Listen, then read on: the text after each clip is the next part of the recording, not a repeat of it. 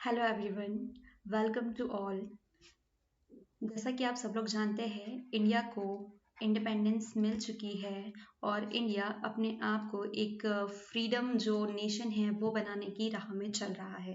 तो यहाँ पे हम लोगों ने बहुत सारे चैलेंजेस देखे थे, 3 चैलेंज देखे थे। इन तीनों चैलेंज के ऊपर बात भी की थी कि किस किस तरीके से इंडिया जो है अपने चैलेंजेस को एक्सेप्ट करके उसके ऊपर काम कर रहा है और एक यूनाइटेड नेशन की तरह बनने की कोशिश कर रहा है। इसके साथ में सिर्फ इतना ही काफ़ी तो होता नहीं है किसी कंट्री के लिए, बहुत सारे पर्सपेक्टिव होते हैं। तो अगर हम बात करते हैं इस जो हम आगे का चैप्टर पढ़ने वाले हैं उसके लिए एक छोटी सी स्टोरी जो है पहले देखते हैं। सपोज हम किसी न्यू एरिया में शिफ्ट हो रहे हैं, हमारा घर जो है किसी न्यू एरिया में बनने जा रहा है। ठीक है, एक एक नया सा एरिया आ गया है और यहाँ पर मैं अपना घर बसा रही हूँ। तो यहाँ पे क्या चीज़ें, कौन कौन से चैलेंजेस आने वाले हैं, तो इसके थ्रू देखते हैं। देखो, माना कि मैं अपना एक जो रूम है, अपना घर है, वो किसी हम और जगह शिफ्ट करते हैं। तो वहाँ पे हमें किस तरीके के चैलेंज देखने होते हैं कि एक तो भाई यहाँ पे हमको यहाँ के एटमॉस्फेयर के अकॉर्डिंग हमें मतलब बिहेव के हिसाब, मतलब वहाँ का जो बिहेव करना होगा, हमें उसके हिसाब से कॉम्प्रोमाइज़ेस करने होंगे। फिर उसके बाद में जो सबसे बड़े चैलेंजेस क्या होते हैं कि हमें किनके साथ कॉम्प्रो करना होता है, नेबर्स के साथ। हमारे जो नेबर्स आते हैं ना, तो उनके साथ में हमें उनके हिसाब से ढलना होता है। ये तो हमारा सबसे बड़ा चैलेंज हो जाता है कि हमारे पास बहुत सारे नेबर्स आते हैं और नेबर्स के साथ में हमें क्या हो करना पड़ता है, एडजस्टमेंट करने पड़ते हैं। तो जितने भी नेबर्स के साथ में एडजस्टमेंट, क्योंकि कुछ टाइम तक के क्या होता है, हमारे पड़ोसियों के साथ में हमारी जमती है। हाँ जी, तो अभी क्या होता है कि जब हम किसी नए एरिया में शिफ्ट होते हैं तो हमारे पड़ोसी जो है वहाँ पर हमारे लिए बहुत इंपॉर्टेंट रोल प्ले करते हैं। मतलब क्या बात हुई कि जब हम कहीं जगह शिफ्ट हो रहे हैं तो हमारे जो आस पड़ोस के पड़ोसी होते हैं ना, शुरू शुरू में तो बहुत ज़्यादा मीठा मीठा बिहेव होता है, बहुत अच्छी अच्छी मतलब रिश्ते चल रहे हैं, रिश्तेदारी हो रही है, फ्रेंडशिप्स हो रही है, ये सारी चीज़ें चलती है। लेकिन आफ्टर सम टाइम क्या होता है, हम जो रिश्ते मतलब पड़ोसी है, जो नीबर्स है, उनके साथ में कुछ ना कुछ खटास होने लगती है, कोई ना कोई प्रॉब्लम होने लगती है। जैसे कि नॉर्मली इंडिया में देखने जाते हैं तो थोड़ी थोड़ी जो नाली वगैरह होती है, थोड़े प्लॉट्स वगैरह के चक्कर में झगड़े होते हैं, कभी साफ सफाई केस में होता है। तो ये सारी चीज़ों की वजह से क्या होता है, उनके बीच में खटास क्रिएट होने लगती है और वो उनके जो रिश्ते हैं वो टूटने से लगते हैं। तो ये तो हो गया एक एग्जाम्पल जो मैं बता रही थी कि ये हमारे मतलब नॉर्मल जो ह्यूमन बींग है उनके साथ में होता है।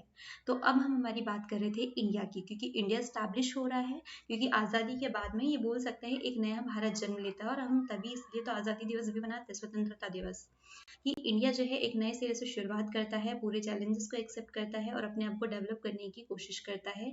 हर पर्सपेक्टिव से, हर एरिया में वो अपने आप को डेवलप करने की कोशिश करता है। तो अब हमें क्या करना है, ये जो हमने शिफ्ट हुए ना, ये हमारा इंडिया है, ये पड़ोसी हमारे आसपास के देश है।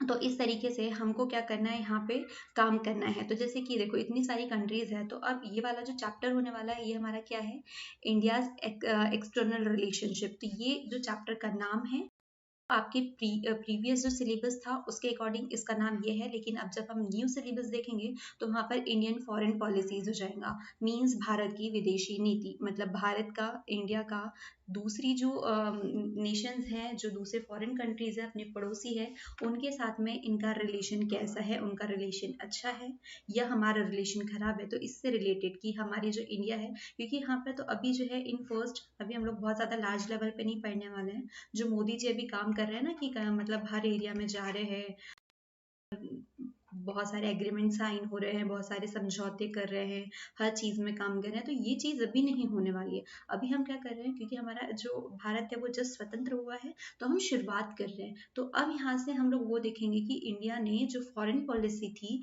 वो किस तरीके से बनाई और किस मतलब जो एम्स होते हैं देशों के साथ में वो अपनी पॉलिसीज बना रहा है। जैसे कि अभी तक के हम लोगों ने क्या देखा, इकोनॉमिकल डेवलपमेंट के लिए उसने क्या किया, प्लानिंग कमीशन बनाया। प्लानिंग कमीशन के थ्रू वो क्या कर रहा था, अपना काम चला रहा था। तो इस तरीके से क्या करता है वो, प्लानिंग कमीशन बनाता है और प्लानिंग कमीशन के थ्रू अपना सारा इकोनॉमिकल डेवलपमेंट जो भी है वो काम करते हैं। डेमोक्रेटिक बनाने के लिए भी हम लोगों ने क्या किया था, हमने हमारे कॉन्स्टिट्यूशन लाया और उसके थ्रू अब हमारा जो संविधान है वो लाते हैं और हमारा लोकतंत्र जो है वो चल रहा होता है। उसके पहले हम लोगों ने, जब हमें यूनाइटेड मतलब एक यूनिटी वाला नेशन बनाना था, तो हम लोगों ने प्रिंसिपली स्टेट्स को कनेक्ट किया था। फिर हमने जो स्टेट्स थी उसको रीनेम किया, उसको सारी जो रियासतें थी उनको उसमें ऐड करते गए। है। तो ऐसे बहुत सारी प्रोसेस थी। तो सेम चीज़ें अब हमारी जो फॉरेन पॉलिसीज होने वाली है उसके साथ होने वाला है। तो सिंपल सा यदि हम समझे कि एक्सटर्नल रिलेशंस क्या है, कि what is external relations, not only regarding to India बल्कि दूसरे पर्सपेक्टिव से भी देखें तो क्या होगा, क्योंकि यहाँ बात इंडिया से एक्सटर्नल रिलेशन हो रही है कि इंडिया के बाहर के देशों के साथ में जो भी संबंध है, हमारे जो भी रिलेशंस है, या हम वेरी सिंपल लैंग्वेज में समझें तो क्या होगा कि हमारे पड़ोसियों के साथ हमारे रिश्ते कैसे हैं, वो किस तरीके से चल रहे हैं। तो यही हमारे एक्सटर्नल रिलेशंस होंगे। हम जिस थ्रू इसको काम कर रहे हैं तो हमारी पॉलिसीज होंगी कि हम किस तरीके से उसे हैंडल कर रहे हैं, हम किस बिहाफ पे उनके साथ में हमारे रिश्ते बने हुए हैं। तो वही होगा हमारा इंडियाज फॉरेन पॉलिसी। तो चलिए हम शुरू करते हैं ये चैप्टर। अब देखो, हमें पता है कि जब हमारा इंडिया जो है वो बना हुआ था तब हमारे सामने कितने सारे चैलेंजेस थे, है ना। बहुत सारे चैलेंजेस थे क्योंकि हमारा इंडिया जब फ्री हुआ था तो उसके साथ में उसने बहुत सारे मतलब चैलेंजेस के साथ में क्रिएट हुए थे। तो हमारा जो मतलब पॉलिसी बनाने का जो नज़रिया होगा वो बहुत डिफरेंट होगा। उसके पहले देख लेते हैं कि इस चैप्टर में हमें क्या क्या चीज़ें पढ़नी है। देखो, ये वाला जो चैप्टर है इसमें हमारे साथ में अगर हम इंटरनेशनल कॉन्स्टेंट के बारे में बात के रिगार्डिंग बात करें तो हमारे जो इंडिया के एक्सटर्नल रिलेशंस कैसे डेवलप होते हैं, ठीक है। फिर हमारी जो फॉरेन पॉलिसी के प्रिंसिपल्स क्या क्या है, जो operational principal that inform the countries foreign policies, वो क्या होने वाले हैं। हमारा जो हिस्टोरिकल बैकग्राउंड है ना, हमारा जो मतलब जो रिलेशंस है, हिस्ट्री का जो रिलेशन है, और सॉरी इंडिया, चाइना और पाकिस्तान इन लोगों के साथ में किस तरीके से हैं, वो सारी चीज़ें पढ़ने वाले हैं। और एट द एंड हम लोग पढ़ने वाले हैं evolution of India's nuclear policy, क्योंकि हमारे पास में न्यूक्लियर भी है, one of the most important country, क्योंकि हम लोगों ने देखा था क्योंकि बहुत कम लोगों के पास में ये है, तो हमारे पास भी है, तो हम इसके रिगार्डिंग भी इस चैप्टर में पढ़ने वाले हैं। अब शुरुआत करते हैं।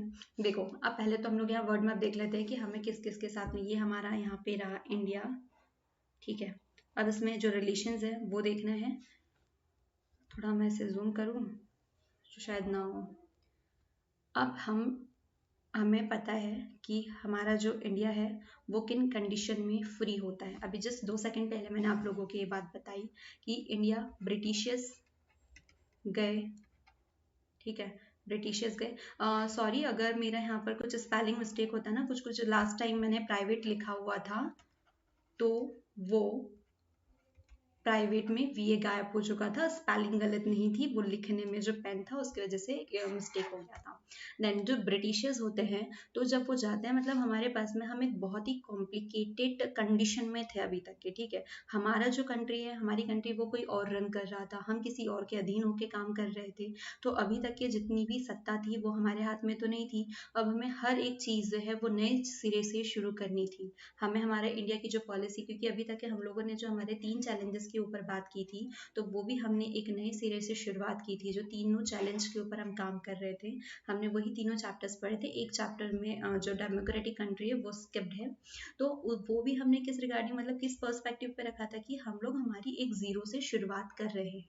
तो सिमिलरली यही कंडीशन जो होती है यहाँ पे होती है कि जब इंडिया जो है वो अब उसकी फॉरेन पॉलिसी किस बिहाफ पे बनाने वाला है कि वो एक इंटरनेशनल लेवल पे बना रहे हैं, क्योंकि वो सबके साथ में जॉइंट होता है। तो वो किस तरीके से बनाता है कि वो ब्रिटिशर्स गए, मतलब बहुत सारी कॉम्प्लिकेशंस तो पहले से ही थी। तो जब ब्रिटिशर्स जाते हैं तो उसके सामने एक और सबसे बड़ा मुद्दा क्या खड़ा हो जाता है कि वहाँ पे पार्टीशन हो जाता है। जैसे ही ब्रिटिशर्स जाते हैं 1947 में हम लोगों को आज़ादी तो मिलती ही है, लेकिन इसके साथ में क्या होता है, पाकिस्तान और भारत डिवाइड हो जाते हैं, हमारे पास 2 कंट्रीज हो जाती है, ठीक है। तो अब हमारी जितनी भी पॉलिसीज बनने वाली हैं, जिसके ऊपर भी हम काम करने वाले हैं, उसका मेन उद्देश्य क्या होगा कि हम इस चीज़ को भी मतलब इस पॉइंट को भी फोकस करते हुए इसके अकॉर्डिंग ही हम बनाएं। क्योंकि जैसे ही पाकिस्तान 1947 में बनता है, ब्रिटिशर्स ने बहुत आग लगा के गए थे, ठीक है। इन्होंने आज़ाद तो कर दिया था लेकिन हमें बहुत सारी और अंदर ही अंदर, अभी तक के तो हम सिर्फ किससे आज़ाद हुए थे, ब्रिटिशर्स से आज़ाद हुए थे। लेकिन अब हमारी असली चुनौती जो है ना, वो कहते हैं कि बाहर वालों से लड़ना इतना टफ नहीं होता है जितना हमें अपने अंदर वालों से लड़ना होता है। तो सिमिलरली यही चीज़ होती है कि ब्रिटिशर्स तो हमारे पास में हमारी जो कंडीशन है वो और ज़्यादा टफ हो गई, क्योंकि ब्रिटिशर्स ने क्या किया, इंडिया और पाकिस्तान दो अलग अलग कर दिए। तो अब यहाँ पे क्या हुआ कि पाकिस्तान तो अलग हो गया, तो पाकिस्तान और इंडिया के साथ में जो कनेक्शन है वो तो पहले से कुछ अच्छे नहीं थे। ये हम लोग लास्ट चैप्टर में तो बहुत अच्छे से पढ़ चुके हैं, कितनी मारकाट होती है, आंदोलन होता है, दंगे प्रसाद होते हैं। तो ये रहा, तो कश्मीर विवाद वगैरह भी शुरू हो जाते हैं। तो पार्टीशन जो है ये हमारा सबसे बड़ा कंसर्न होता है, क्योंकि इसको ध्यान में रखते हुए भी हमें अपना काम करना था।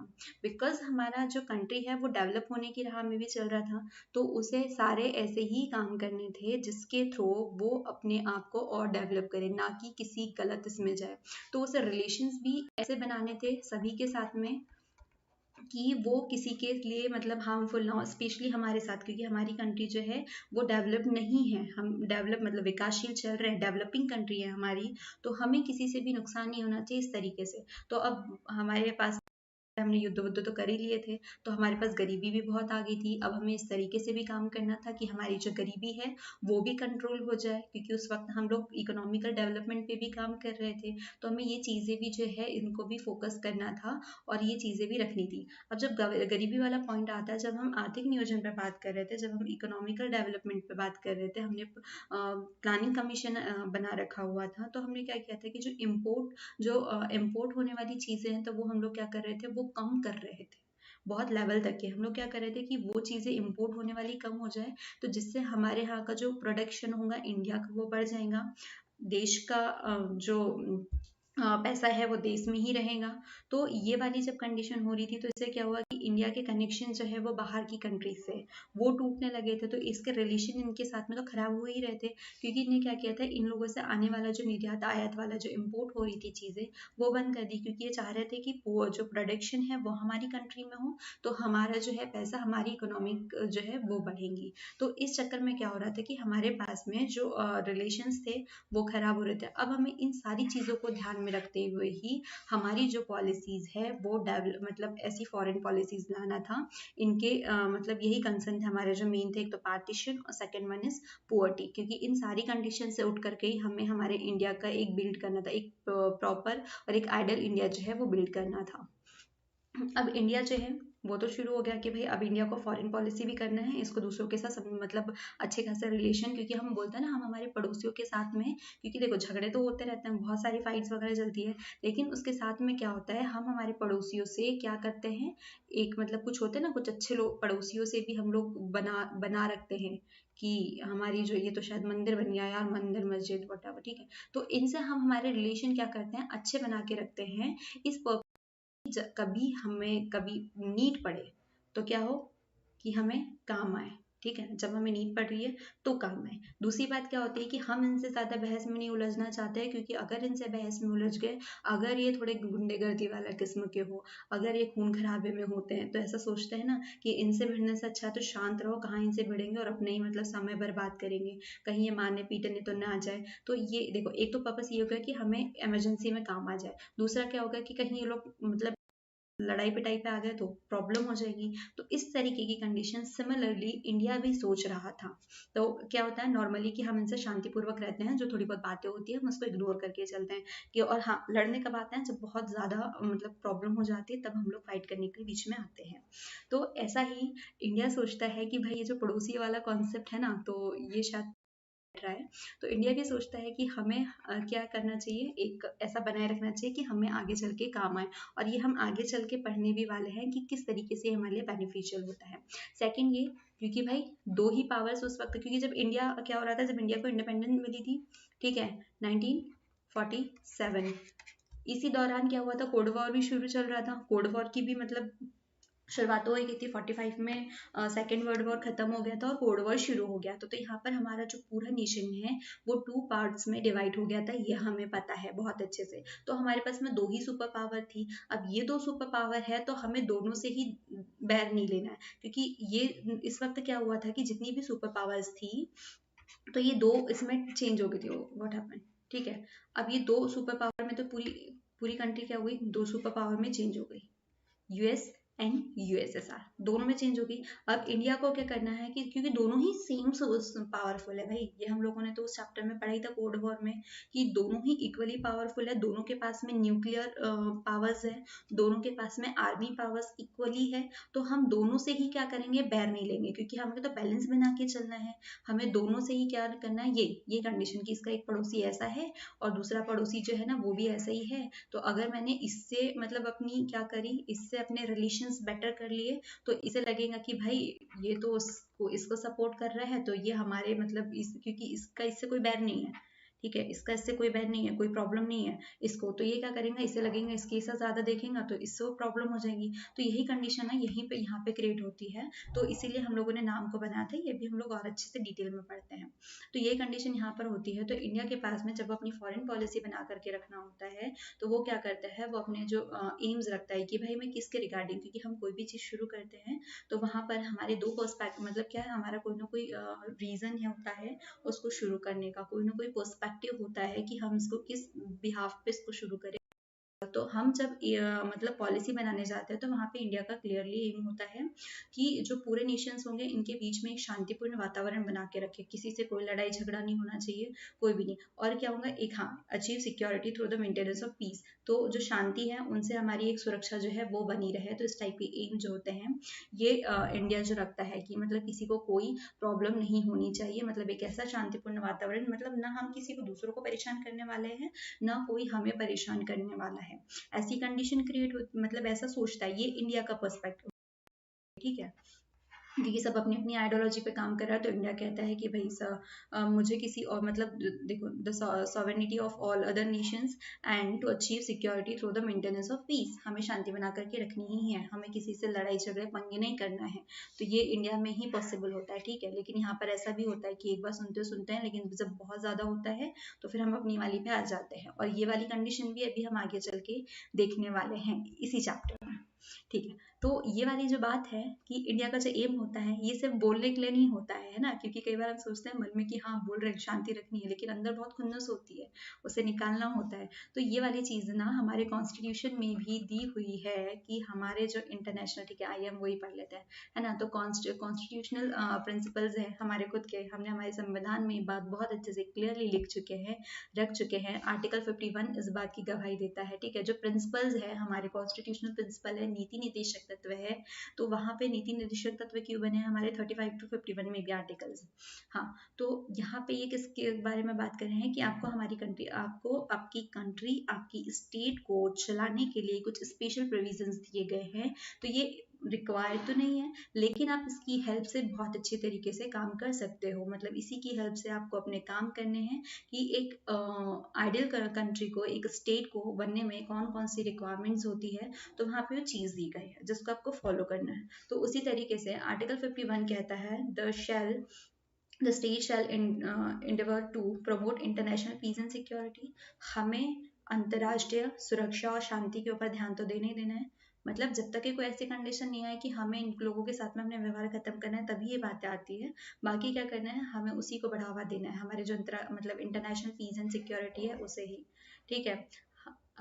Maintain just and honourable relation between Nations, हमें सारे जो नेशंस हैं उसके बीच में एक सम्मानजनक ऑनरेबल रिलेशन भी मेंटेन करके रखना है। First respect for international law and treaty obligation in the क्या dealings of organised people with one other, encourage the settlement of international dispute by arbitration। तो यही वाली सारी चीज़ें कि हमारे पास में सारे इंटरनेशनल लॉ ट्रीटी के जो भी ऑब्लिगेशंस हैं, डीलिंग्स हैं of organize people and with other, तो इनको इनकी भी रिस्पेक्ट ये कि अगर हम किसी के साथ में कोई मतलब कोई साइन वगैरह कर रहे हैं, जो भी काम कर रहे हैं, तो वो भी हमारे इसमें क्या होने चाहिए, उसकी भी रिस्पेक्ट लेके चले, और हमें जो सेटलमेंट्स है उसको भी इनकरेज करने होंगे। तो हमारा जो हमारा कॉन्स्टिट्यूशन है वो भी ये बात कहता है कि मतलब हमें तब तक के इन सारी चीज़ों को मेंटेन करके, ठीक है, हमें इन चीज़ों को मेंटेन करना ही करना है, ये सारी। तो यही एम जो है पहले से ही नेहरू जी का रह करके चलता है। तो नेहरू जी पहले से ही क्लियर रखते हैं कि भाई ये वाली जितनी भी चीज़ें हैं हमें इन चीज़ों को मेंटेन करना है, हमें फालतू के पंगों में पछड़ों में नहीं पड़ना है। तो the policy of non alignment, अब नॉन अलाइनमेंट बस ये वही है जो हमने कोल्ड वॉर में पढ़ा था, ठीक है, नॉन,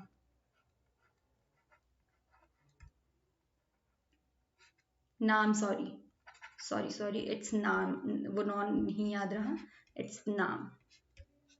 ये वही है, दो रास्ते चल रहे हैं, दो पड़ोसी जब है वो कह रहे हैं मैं इस रास्ते से जा रहा हूँ इस रास्ते पे, तो जो सेंटर वाला है जिसको दोनों से ही रिश्ते खराब नहीं करने हैं तो वो वही कहता है और कहता है तुम दोनों जाओ, मैं अपने ही रास्ते पे खड़ा हूँ, ये मैं अपने ही रास्ते पे चलने वाला हूँ।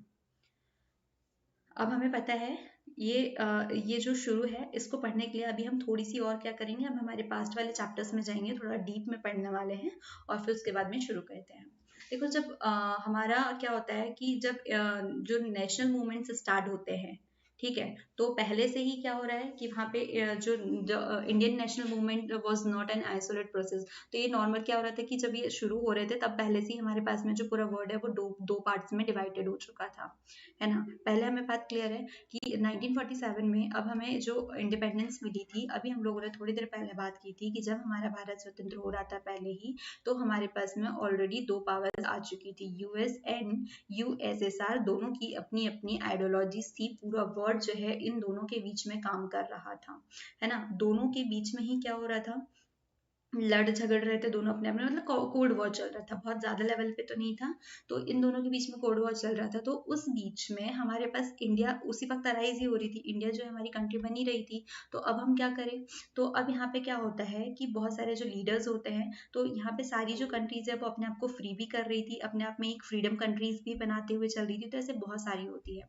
Period of India's independence there were contents between the nationalist leader of India and those of the other colonies united as they were in common struggle against colonialism and imperialism। अब देखो यहाँ पे क्या हो रहा था कि इंडिया और जो अलग अलग कंट्रीज है जो निकल रही थी, तो इनके सामने भी क्या हो रहा था, सेम स्ट्रगल आ रहे थे किन किन के बीच में, जो पहले जो यूएस और यूएसएसआर की जो आइडियोलॉजीज थी, है ना, एक तो कॉलोनियलिज्म पे थी और एक एम्परियलिज्म पे थी, इम्पेरियलिज्म पे, इन दोनों के ऊपर अपने अलग अलग क्या चल रहे थे, पहले से ही स्ट्रगल दोनों पे ही चल रहे थे, ये हम लोगों ने पहले ही क्लियर कर लिया। क्योंकि ये सिर्फ जो प्रॉब्लम थी ये सिर्फ इसके साथ में नहीं थी, ये और बाकी लोगों के साथ में भी ये प्रॉब्लम जो है वो चल रही थी। क्योंकि क्या हो रहा था कि मतलब इंडिया तो यहाँ से निकल रहा है, अब पूरा जो वर्ल्ड है ना, अब पूरा वर्ल्ड क्या हो रहा है, दो पार्ट्स में डिवाइड हो गया। अब सबके सामने अब बहुत सारी छोटी छोटी कंट्रियां भी निकल रही थी, और हम लोगों ने कोल्ड वॉर के दौरान ये चीज पढ़ी थी कि उस वक्त जब हमारे पास में कोल्ड वॉर शुरू होता है और जब उसका एंडिंग पॉइंट आने लगता है, कोल्ड वॉर का जब एंडिंग पॉइंट आता है ना 1945 के बाद में, जब कोल्ड वॉर खत्म मतलब शुरू होता है 45 के बाद में, है ना, तो उस वक्त क्या हो रहा है कि बहुत सारी कंट्रीज जो है वो शुरू होती है, ठीक है, मतलब फ्रीडम जिन जिन को कंट्रीज को मिली होती है। अब इनके साथ में क्या प्रॉब्लम होती है कि आपको किसी न किसी आइडियोलॉजी को फिक्स करना है। जब हम हमारी पॉलिसी बना रहे हैं तो कोई भी देखो दो टाइप की कंडीशन होती है, एक तो बहुत ज़्यादा डेवलप्ड कंट्री होती है और एक होती है डेवलपिंग कंट्री। तो जितनी भी डेवलपिंग कंट्रीज थी उन्हें किसी न किसी में तो जाना ही था। क्यों जाना था, क्योंकि अगर वो किसी पावरफुल कंट्री के अंडर में जाती है तो उसकी प्रोटेक्शन जो है वो कंट्री कर लेती है ना। जब हम मतलब क्या करेंगे, जब वो पड़ोसी वाला है ना, पड़ोसी वाला किस्सा, भी हम लोग वापस पड़ोसी वाले पे जाए, अगर हमको किसी को इसमें जाना है तो जो छोटे छोटे वो होंगे ना, तो वो क्या करेंगे, जो होंगे तो वो किसी ना किसी एक के पास ऐसे जाएंगे जिसके पास में पावरफुल हो, तो वो उसको प्रोटेक्ट कर लेंगे। मतलब दो किसी मूवी वगैरह में हम देख सकते हैं कि दो दल होते हैं, है ना, दो गुंडे होते हैं। तो जो नॉर्मल पीपल्स होते हैं वो क्या करेंगे, एक दल के लोगों को फॉलो कर लेते हैं कि हाँ भाई ये पावरफुल है, ये हमें प्रोटेक्ट करेगा। तो ऐसे ही जो डेवलपिंग कंट्रीज होती है वो उनके पास चली जाती है, कई बहुत सारी डेवलपिंग कंट्रीज है, मतलब एक ऑप्शन होता है कि भाई तुम इनके पास चले जाओगे तो आपको ये सब प्रोटेक्ट करेंगे, ये आपको और डेवलप्ड होने में हेल्प करेंगे, हर तरीके से ये आपकी मदद करेंगे। तो इस टाइप की चीज़ें जो है इन लोगों के साथ में बहुत सारी फेस होने लगती है। और इसी वक्त जो हमारा नेशनल इंडियन नेशनल आर्मी है, तो सुभाष जी क्या करते हैं, सुभाष चंद्र बोस, वो क्या कर रहे हैं कि सेकेंड वर्ल्ड वॉर के दौरान अपनी एक नेशनल आर्मी बिल्ड करते हैं। और इससे क्या पता चलता है कि जो इंडिया है वो मतलब इंडिया किसको मतलब प्रमोट कर रहा था, इंडिया उनको प्रमोट कर रहा था नॉन अलाइनमेंट को, है ना। नॉट अलाइनमेंट को क्या क्यों प्रमोट कर रहा था, क्योंकि ना तो आपस में रहे ना ही आपस में रहे, क्योंकि हमारा जो देश है वो चाहता था कि एक शांतिपूर्ण वातावरण बनाए रखे, है ना। वो ना इसमें पढ़ना चाहता था इनके दल में और ना ही इनके दल में। इसका रीजन क्या है वो भी हम लोग आगे देखते हैं। और हम लोगों ने उस टाइम में भी देखा था कि जो नेहरू जी है वो किसको क्रिएट करते हैं, नाम को, क्योंकि पता है कि किसी एक से पंगे लेंगे तो मतलब दोनों से ही लेने के मतलब दूसरे से ऑटोमेटिकली पंगे जो है वो शुरू हो जाने वाले हैं। तो इसीलिए क्या होता है, हाँ, तो ये लोग इंडिया वाले जो है उनको प्रमोट करते हैं और यहाँ पे क्या करते हैं जो बाहर की कंट्री में, तो ये क्या करते हैं इंडियन नेशनल आर्मी बनाते हैं, जिससे कि ये प्रूफ होता है कि इंडिया जो है वो फ्रीडम स्ट्रगल के साथ साथ मतलब अपने आप को प्रमोट करिए और लोग इसमें आ रहे हैं। अब नेक्स्ट करते हैं नेहरूज रोल। नेहरू जी का रोल जो है वो हम लोग आज से नहीं पढ़ते आ रहे हैं, हम लोग बहुत टाइम पहले से नेहरू जी के रोल को पढ़ते आ रहे हैं। जब हम लोग कोल्ड वॉर पढ़ रहे थे ना, कोल्ड वॉर से ही हम नेहरू जी के रोल को पढ़ते आ रहे हैं कि किस तरीके से वो दोनों ही जो टू बाइपोलर्स क्रिएटेड हो गए थे, जो टू बाइपोलर्स क्रिएट हुए थे, इन दोनों के बीच में ही ये एक क्या किसका काम कर रहे थे, दोनों को बैलेंस करने का काम कर रहे थे कि जो कोल्ड वॉर था उसको बढ़ने नहीं दे रहे थे। तो इस टाइप के काम जो है नेहरू जी वो कर रहे थे। तो ये तब तो हम लोगों ने देख लिया था। अब हम यहाँ पर देखते हैं तो गांधी जी जो है वो हमारे फर्स्ट प्राइम मिनिस्टर तो थे ही थे, उसके साथ में ये हमारे फॉरेन मिनिस्टर भी थे। ठीक है, गांधी जी नेहरू जी के पास में टू रोल्स थे और उन्हें दोनों को ही प्ले करना था। First one is prime minister and second one is foreign minister. तो अब फॉरेन मिनिस्टर है तो उनकी रिस्पॉन्सिबिलिटी क्या हो जाती है कि जितने भी फॉरेन से रिलेटेड जो भी काम है वो भी इन्हें हैंडल करना है। ठीक है, जैसे कि अभी हमारे जो फॉरेन मिनिस्टर है तो फॉरेन पॉलिसीज वगैरह जो भी चीज़ें होती है उसको कहीं ना कहीं हैंडल करने में काम करते हैं।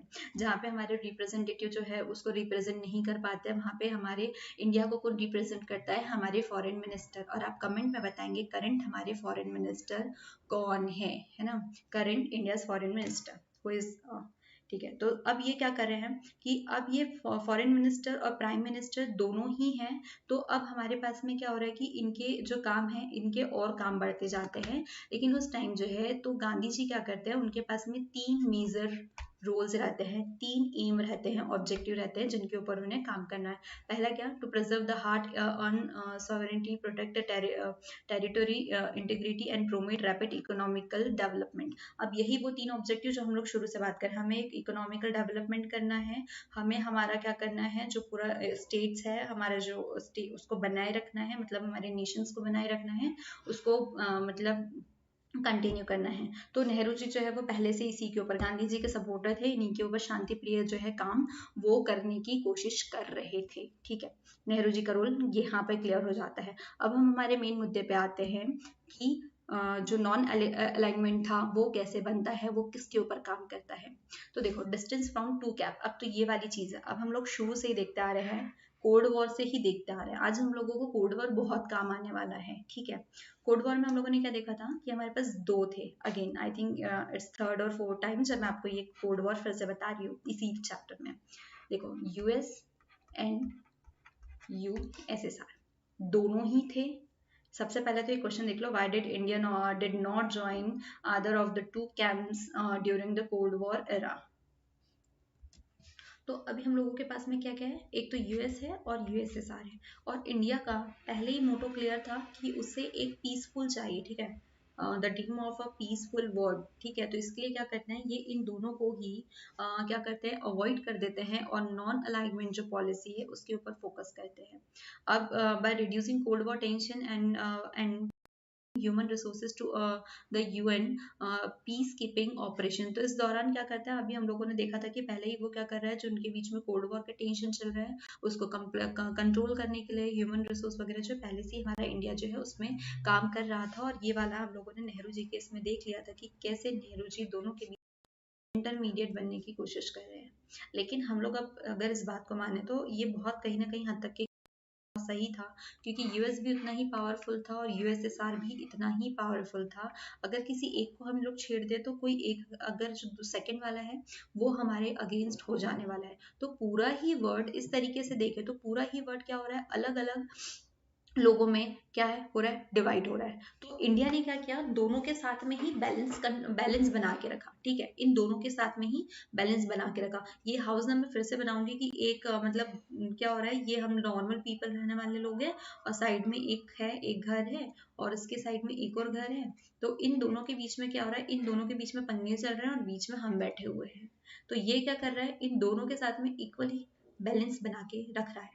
ये नहीं चाहता है कि मैं इससे भी पंगे लूँ, इससे भी पंगे लूँ, लेकिन वो चाह रहा है कि मैं दोनों को एक मतलब क्या करूँ, इन दोनों को कंट्रोल करूँ, इन दोनों में शांतिपूर्ण वातावरण बना के रखूँ, क्योंकि इसे पता था कि इन दोनों के बीच में झगड़े अगर बढ़ते हैं तो बीच में तो मैं हूँ भाई, मैं तो फुकट ही पिसा जाऊंगा, मैं मतलब बेमतलबी क्या हूँ, इन दोनों में मारा जाऊंगा। और जब हम लोग कोल्ड वॉर इरा में पढ़ रहे थे तब हम लोगों ने क्लियरली देखा था कि इन दोनों के बीच में कोल्ड वॉर चल रहा था और वो थर्ड वर्ल्ड वॉर को जन्म देने वाला था। अगर उसे टाइम टू टाइम कंट्रोल नहीं किया जाता, है ना, दोनों पावर्स हो रहे थे, अगर उसे हम कंट्रोल नहीं करते तो थर्ड वर्ल्ड वॉर होता, और जब थर्ड वर्ल्ड वॉर होता तो ये हर किसी के लिए बहुत हार्मफुल होता, मतलब ना सिर्फ उन दोनों यूएस और यूएसएसआर के लिए बल्कि पूरे वर्ल्ड के लिए ही बहुत ज़्यादा हार्मफुल होने वाला था। तो इसी के लिए इस मतलब ये वाला जो था ना थर्ड वर्ल्ड वॉर को रोकना, तो उसी के ऊपर क्या काम किए जा रहे थे। हाँ, तो इसी के लिए क्या काम किए जा रहे थे कि जो थर्ड वर्ल्ड वॉर है उसको रोकने के लिए, तो नाम जो है नॉन अलाइनमेंट ग्रुप जो है वो इसी के ऊपर काम कर रहा था। तो इसने क्या किया, इंडिया ने ना इसको रिस्पॉन्स दिया, दोनों में ही इक्वली रहा। तो इस टाइप की कंडीशन जो है बहुत सारी क्रिएट हुई कि जहाँ पर इंडिया जो है दोनों तरीके से शांत बना रहा और उसने किसी को भी किसी भी तरीके से सपोर्ट नहीं किया। 1956 में क्या होता है, जब ब्रिटेन अटैक होता है किस पे, सुजेन कैसल इशू जो होता है यहाँ पर जब होता है, तो वहां पर क्या करता है न्यू कॉलोनिकल इन्वेंशन, तो ये वाले मैटर पे भी क्या करता है इंडिया जो है वो शांत बना रहता है, ये अपना कोई भी ओपिनियन नहीं देता है। In 1956, when Britain attacked it over the Suez Canal issue, India let the world protest against the new, हाँ, जो इंडिया जो है वो किसके अगेंस्ट प्रोटेस्ट कर रहा है, न्यू कॉलोनियल इन्वेजन पे, ठीक है। फिर but the in the same year when the USSR inverted Hungary, India did not join in its public, ठीक है। तो क्या कर रहा है, मतलब इस टाइम में तो वो उसको सपोर्ट कर रहा है, लेकिन इस टाइम में उसको किसी भी तरीके से कोई ज्वाइन नहीं कर रहा है, मतलब वो प्रोटेस्ट करने में हेल्प कर रहा है उसके अगेंस्ट में, ठीक है। तो वो क्या कर रहा है, प्रोटेस्ट कर रहा है, लेकिन ये यहाँ पर कोई नहीं कर रहा, तो इस टाइप की वो क्या कर रहा है, दोनों ही सिचुएशन में अपने आप को क्या बना के रखना चाहता है, despite such a situation by the large and India did take various international issues. तो क्या हो रहा है कि इंडिया जो है जो सिचुएशंस हो रही है तो वो did take an independent stand on various international, तो वो अपना एक इंडिपेंडेंट जो है डिसीजन लेता है, स्टैंड लेता है, वो किसी के ऊपर भी मतलब किसी के भी बीच में वो काम करने के लिए नहीं आ रहा है। जैसे कि अभी हम लोगों ने ये वाले हाउस में पढ़ा ना कि ये जो तीन है ये हम एक कॉलोनी में रह रहे हैं, तो यहाँ पे जब हम तीनों के ऊपर काम कर रहे हैं तो क्या हो रहा है कि हम ये जो सेकंड जो सेंटर वाला है ना जो इन दोनों के बीच में काम कर रहा है, तो वो अपना इंडिपेंडेंट स्टैंड ले रहा है, तो वो किसी के भी बीच में नहीं आ सकता, उसको कोई भी एलिगेशंस नहीं लगा सकता कोई भी कि मतलब कोई किसको उल्टा सीधा कोई सपोर्ट कर रहा है।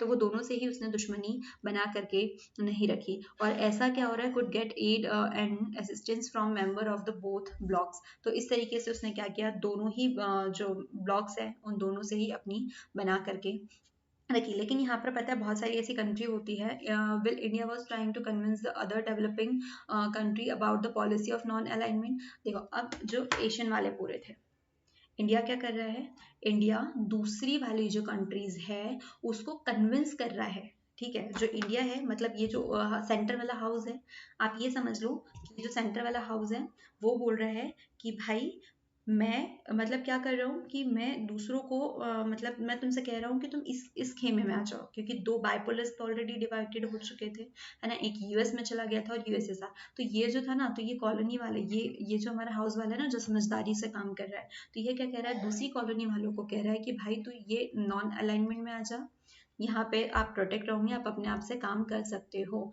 लेकिन इसी बीच में क्या करता है पाकिस्तान, वो यूएस को ज्वाइन कर लेता है, तो वो यूएस की जो आइडियोलॉजी है जो पर्सपेक्टिव है तो ये उसको ज्वाइन कर लेता है। व्हाट हैपन, ठीक है। तो पाकिस्तान क्या कर रहा है, वो यूएस मिलिट्री को अलायंसेस को ज्वाइन कर लेता है, और इसी के वजह से अमेरिका और जो भारत है इनके रिलेशंस में थोड़ी सी प्रॉब्लम होती है। और फिर जो यूएस है उसको क्या प्रॉब्लम होती है कि वो नहीं चाहता है कि जो नॉन अलाइनमेंट है उसके ऊपर जो हमारी जो पॉलिसी है ना, the policy of non alignment, हमारी जो पॉलिसी है वो उससे नहीं एक्सेप्ट करना चाहता, मतलब उसके अकॉर्डिंग क्या है उसके वो हमारी जो इंडिपेंडेंट हमारी जो पॉलिसीज चल रही है, हमारे जो काम चल रहे हैं उससे भी वो खुश नहीं है। और इसका मेन रीजन का कहीं ना कहीं जो है वो क्या हो रहा है कि पाकिस्तान जो है वो किस में ज्वाइन हो जाता है, वो यूएस में ज्वाइन हो जाता है, या बात करें अमेरिका जो है, ठीक है। ये अमेरिका को ज्वाइन कर लेता है, ये उसकी मिलिट्री अलाइंसेस में चले जाता है। तो ये एक रीज़न रहता है कहीं ना कहीं, क्योंकि पाकिस्तान और भारत की तो भाई शुरू से नहीं बन रही है, 47 से ही नहीं बन रही है, या उससे पहले बात करें उससे पहले से नहीं बन रही है, जब से मुस्लिम लीग और इंडिया वाले जो है इनके बीच में प्रॉब्लम चल रही थी कि आप मुस्लिम लीग कह रहे हैं कि आप पाकिस्तान अलग करो, और उसी दौरान हम लोगों ने देख लिया था कि कितनी ज़्यादा प्रॉब्लम्स क्रिएट हुई थी। तो पाकिस्तान तब से हमारे साथ में क्या चल रहा है, वाद विवाद जो है वो चलते आ रहे हैं। हालांकि ये वाद विवाद बहुत बड़े लेवल तक के भी नहीं गए, और गए भी है तो हमने उसको बहुत शांति से सुलझाया भी है।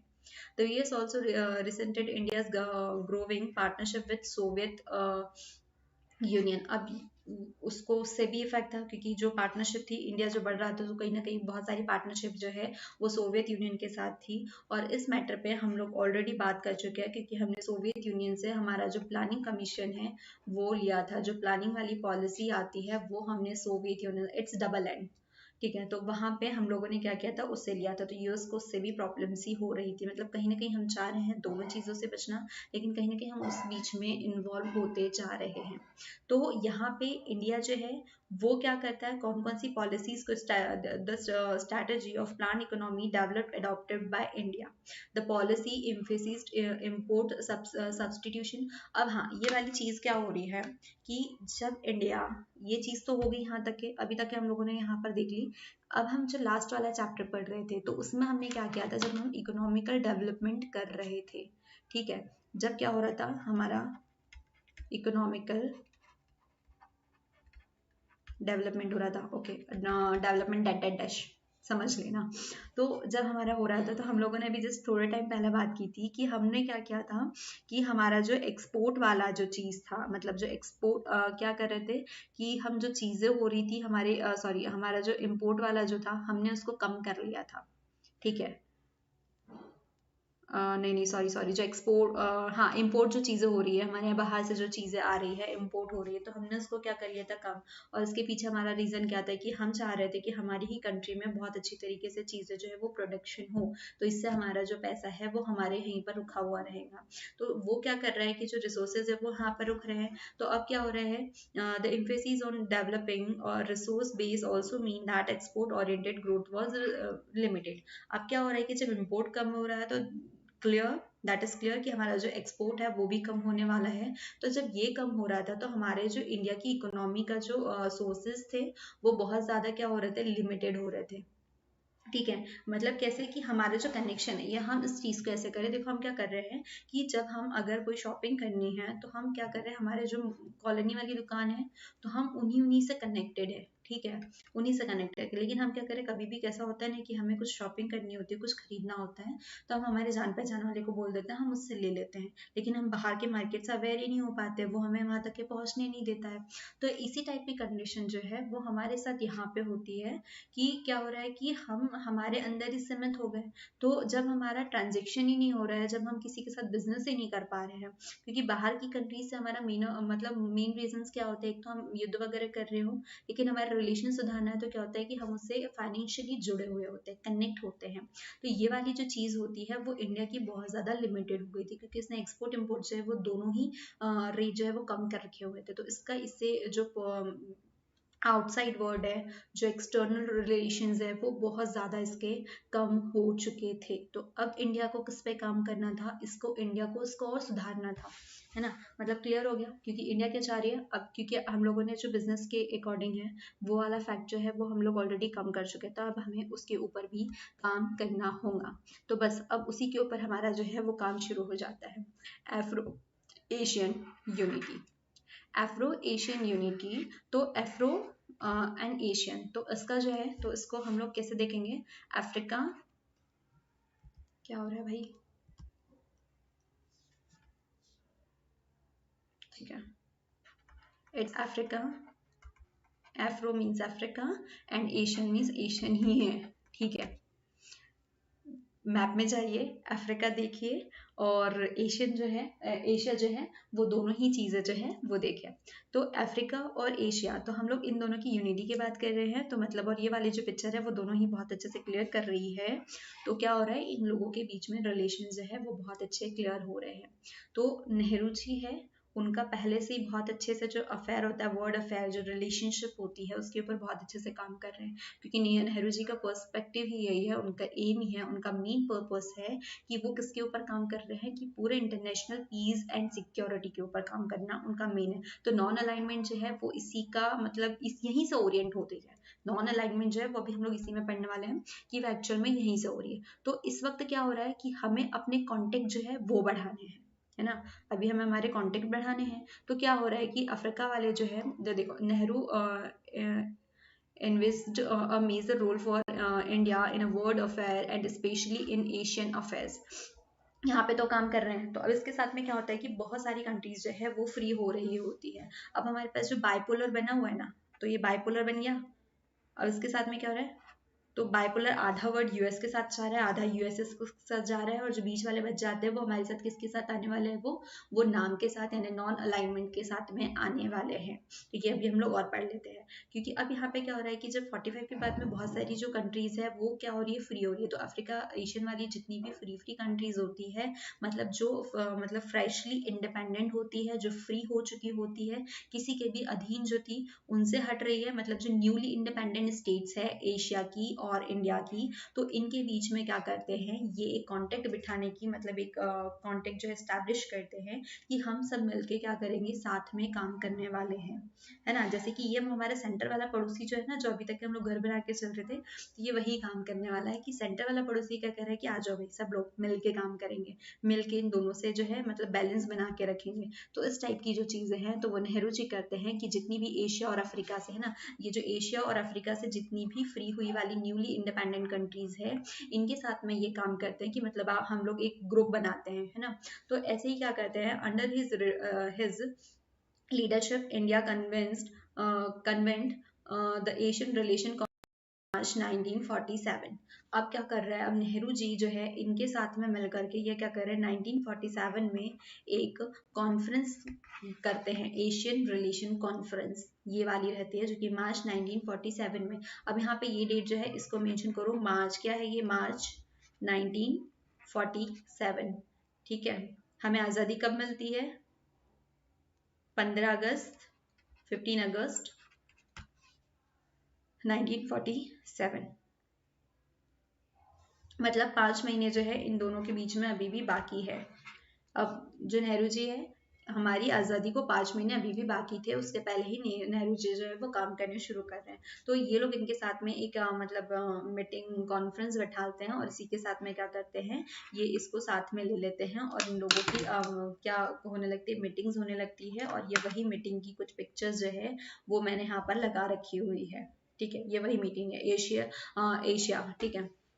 तो यहाँ पे जो कॉन्फ्रेंस होती है वो हमारी इंडिपेंडेंस से पहले ही शुरू हो जाती है, और ये साथ में एज अ कमिटी काम करना जो है इसके ऊपर मतलब क्या होता है, एग्री हो जाते हैं। तो यहीं से जो नॉन अलाइनमेंट है वो शुरू होता है, जो अभी तक हम लोग मेन हमारा था ना कि नॉन अलाइनमेंट किस तरीके से बना, तो ये है हमारी जो पॉलिसी है वो इंडिया, क्योंकि नॉन अलाइनमेंट में भी बहुत सारी कंट्रीज हैं, तो कहीं ना कहीं रिलेशन तो बैठा ही हुआ है ना। तो इंडिया क्या करता है, अब उस वक्त क्या होता है कि इंडोनेशिया डच के अंडर में होता है, ठीक है। जिस तरीके से हमारा जो इंडिया है वो किसके अंडर में था, ब्रिटिशियर्स के, ठीक है। और हाँ, और क्या है, इंडोनेशिया किसके अंडर में है, डच के। अच्छा, क्या डच इंडिया आए थे, क्या डच ने ट्राई नहीं किया कि वो इंडिया पे वो भी अधिकार कर ले। डच जो है वो सीधे इंडोनेशिया पे नहीं गए, तो डच जो है वो भी इंडिया आते हैं एक सीक्वेंस वाइज। जब हम लोग देखते हैं आफ्टर मुगल्स वगैरह के बाद में कि कैसे पुर्तगाल आते हैं, डच आते हैं, तो ये सारे जो है सीक्वेंस चलता है। लेकिन सबसे लंबा जो साम्राज्य है वो ब्रिटिशियर्स का रहता है हमारे इंडिया पे कब्जा करके। तो ब्रिटिश और डच जो है आपस में लड़के ही डच को भगा देते हैं। ये सारी चीजें हम लोग हिस्ट्री में, सॉरी आप लोग जो है वो अपनी हिस्ट्री में ये पोर्शन बहुत अच्छे से पढ़ेंगे कि किस तरीके से इनका युद्ध है ना। और ये वाला सारा जो है 1870 57 और सारी जो चीज़ें 1947, तो ये सारी चीज़ें भी हम लोग हिस्ट्री में आई होप पढ़ चुके होंगे। तो इंडिया जो है, सॉरी इंडोनेशिया जो है वो किस केस में रहता है, डच के। और इंडिया कमिटमेंट करता है, इंडिया जो है उसकी हेल्प करने की वो करता है, कन्विंस करता है कि हाँ जो क्या करते हैं कि डच के जो आप अंडर में हो, हम उसे छुड़ाने की कोशिश करें या छुड़ाना चाहिए, मतलब इंडोनेशिया को फ्रीडम दिलाने के लिए, उसको सपोर्ट करने के लिए होता है। तो ये जो इंटरनेशनल कॉन्फ्रेंस होती है 1949 में, तब ये उसको मतलब फ्रीडम स्ट्रगल के लिए उसे हेल्प करने का कन्विंस करता है। ठीक है, मतलब वो उसे कन्विंस करता है कि जो 1949 में जो फ्रीडम स्ट्रगल होने वाला है, मतलब जो फ्रीडम स्ट्रगल है, तो वो वहाँ पे पूरी तरीके से किसको सपोर्ट करता है, इंडोनेशिया को फ्रॉम द डच कॉलोनिकल, तो डच जो है उनके ऊपर अधिकार करके रखे हुए थे, तो उससे इन्हें हटाने के लिए क्या करते हैं, ये उनकी हेल्पफुल रहते हैं कि जो डच है उनसे मतलब मददगार प्रूफ करे। तो ये वाली जो मीटिंग थी वो थी द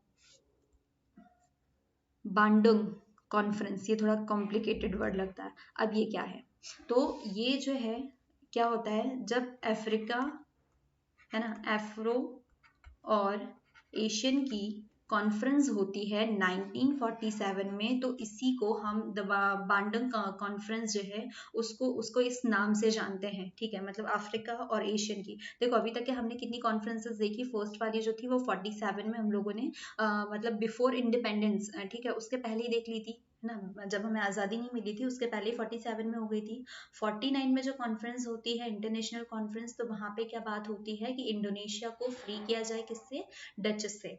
फिर उसके बाद में नेक्स्ट वाली क्या होती है 1955 में जो होती है, तो यहीं पे हमारा नाम बनता है ना। The Bandung conference later led to the establishment of NAM. ठीक है, the first summit of NAM was held in Belgrade in September 1961। Nehru was co founder of NAM, क्योंकि नेहरू जी है तो नाम जहाँ पे भी आता है तो नेहरू जी का नाम सबसे पहले नाम में आने वाला है ना। तो बहुत इंपॉर्टेंट है क्योंकि शुरुआती जो है को फाउंडर थे, और जो मेन अहम मुद्दा है उनका, मतलब जो एम मतलब जो मेन रोल है तो वो किसका है, नेहरू जी का। तो ये जो कंट्रीज थी वो किसमें इन्वॉल्व थी, नाम में। दोनों ही ग्रुप्स को छोड़ के इन्होंने अपनी अलग दुनिया बसा ली, और इनका एक ही एम था, एक शांतिपूर्ण तरीके से ही सबके साथ में रिश्ते बना के रखने का, है ना। तो जो समझदार व्यक्ति बोलते हैं ना हमारी फैमिलीज में, हमारी सोसाइटी में, तो ये वही थे। देन नेक्स्ट है peace and conflict with China. अब ना वापस से हम लोग कहाँ पर आते हैं, वो जो घर बने थे ना हमारी सोसाइटी वाले, एक नए नए लोग आए थे, वहां पे बसे हुए थे, रह रहे थे हम लोग। अच्छा, शुरू में हम लोगों ने देखा था कि जब भी हम किसी फैमिली मतलब कहीं जाते हैं, मतलब हम किसी नए जगह घर बसाते हैं, शुरू शुरू में हमारे रिश्ते जो है वो बहुत अच्छे होते हैं शुरू में, है ना। जब तक कि हमें कोई दरार नहीं आती है तब तक कि हम लड़ते नहीं है, मतलब थोड़ी थोड़ी बातों को तो अवॉइड ही कर लेते हैं। जब चाइना जो है, तो इसी तरीके से कंडीशन हमारी चाइना और किसके साथ में शुरू होती है, इंडिया के साथ में। इंडिया और चाइना जो है वो एज अ फ्रेंड जो थे, इनके बीच में बहुत अच्छे शांति थी, दोनों एज अ फ्रेंड बिहेव करते थे।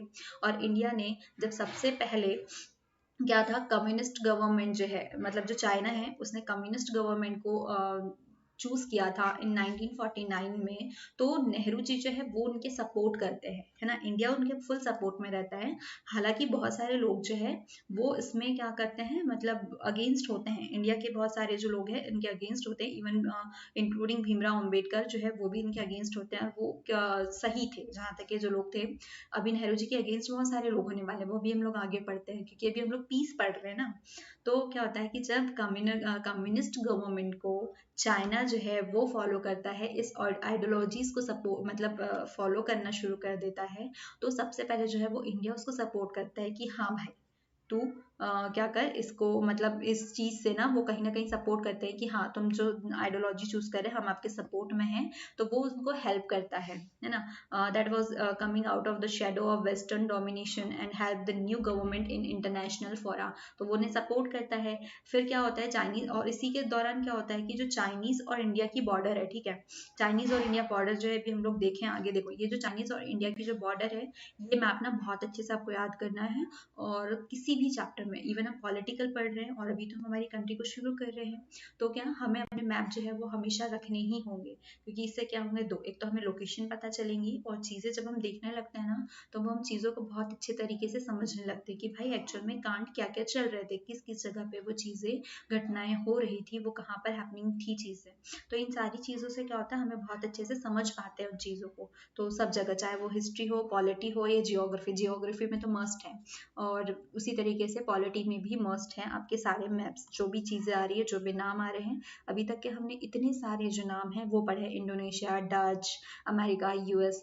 तो आपको ना इन सारी चीज़ों को अपने मैप में भी देखना है। इवन जो भी नोट्स बन रहे हैं वहाँ पे एक रफ या मार्केट वाला जो मैप है वो भी प्लीज़ ऐड करके रखिए, तो जिससे चीज़ें जो है ना जितने अच्छे से फैमिलियर होंगे, मतलब इन चीज़ों को देखते रहेंगे तो वो चीज़ें हमें लॉन्ग टाइम तक के याद रहने वाली है। तो देखो ये जो चाइना और पाकिस्तान वाली जो थी, तो यहाँ पे पूरी ही आर्मी नहीं थी।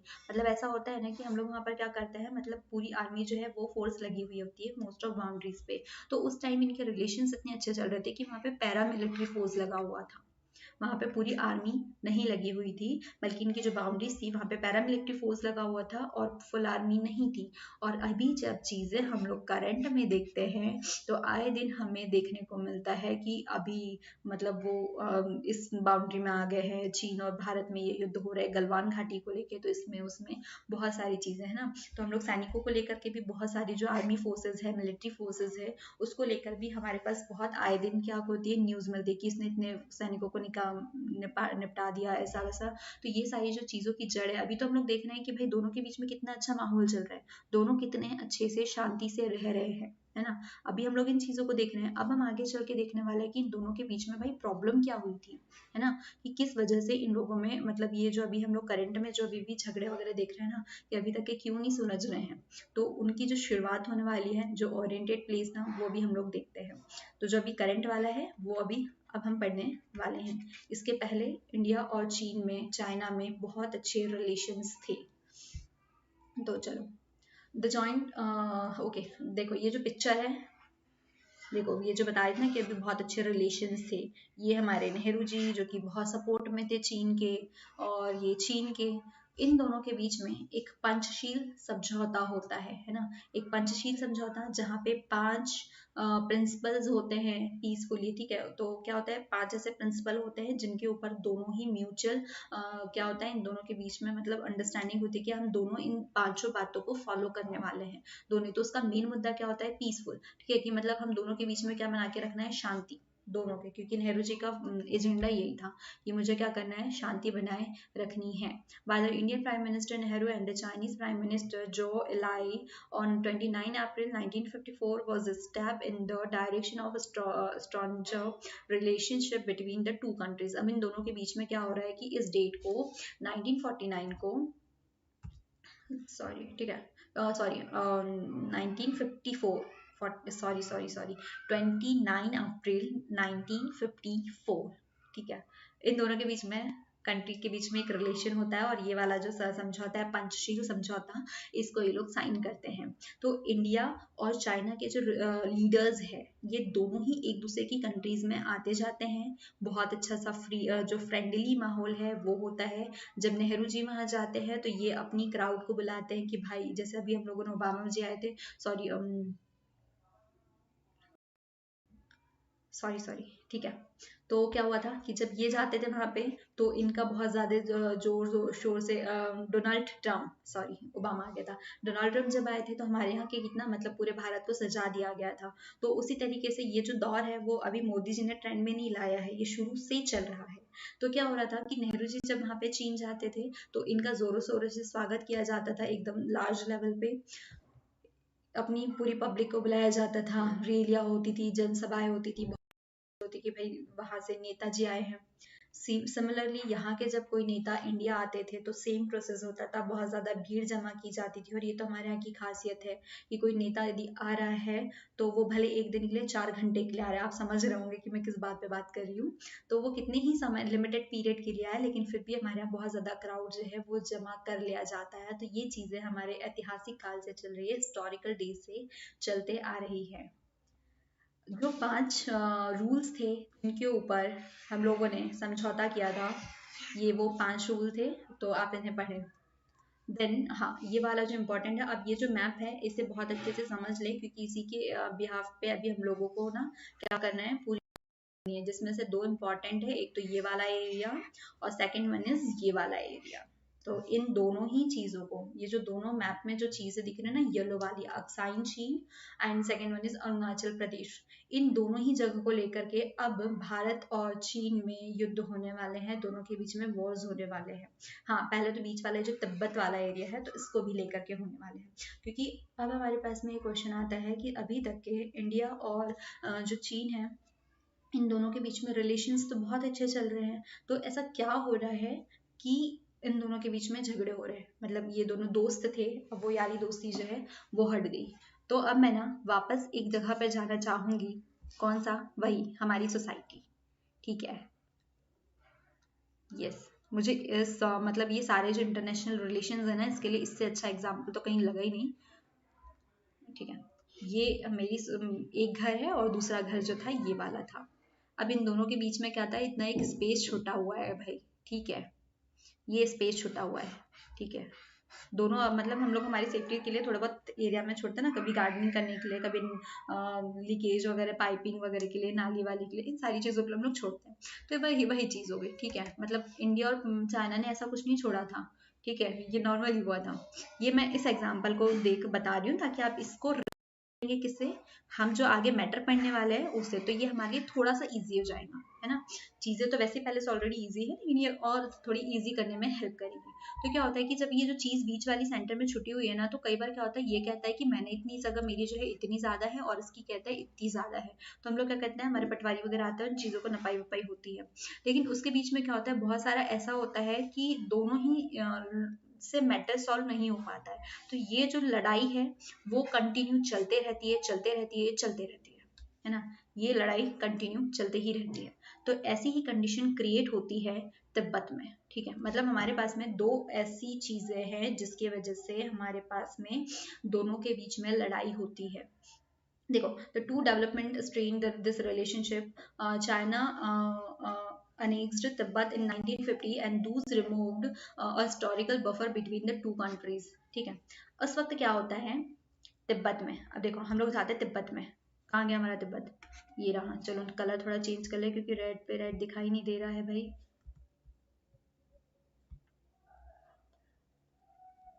कहाँ गया, कहाँ गया, ठीक है। अब हम जब यहाँ पर तिब्बत में आए, ओके, तो तिब्बत में हम लोग आ रहे हैं, तो यहाँ से, अच्छा ये वाला तो इधर नेपाल वाला ये वाला एरिया हो गया और ये तिब्बत वाला हो गया। तो चाइना क्या कर रहा है, चाइना तिब्बत के ऊपर अपना हक जमा लेता है, ठीक है। यहाँ पे जो चाइना है ये तिब्बत के ऊपर अपना हक जमा, कुछ कह नहीं रहा है, क्योंकि इंडिया के चीन के साथ रिलेशन से बहुत अच्छे हैं, रिलेशन जो है वो बहुत अच्छे चल रहे हैं। वो उसको वो नहीं कर रहा है, अफेक्ट नहीं कर रहा है कि कुछ ऐसा हो जाए।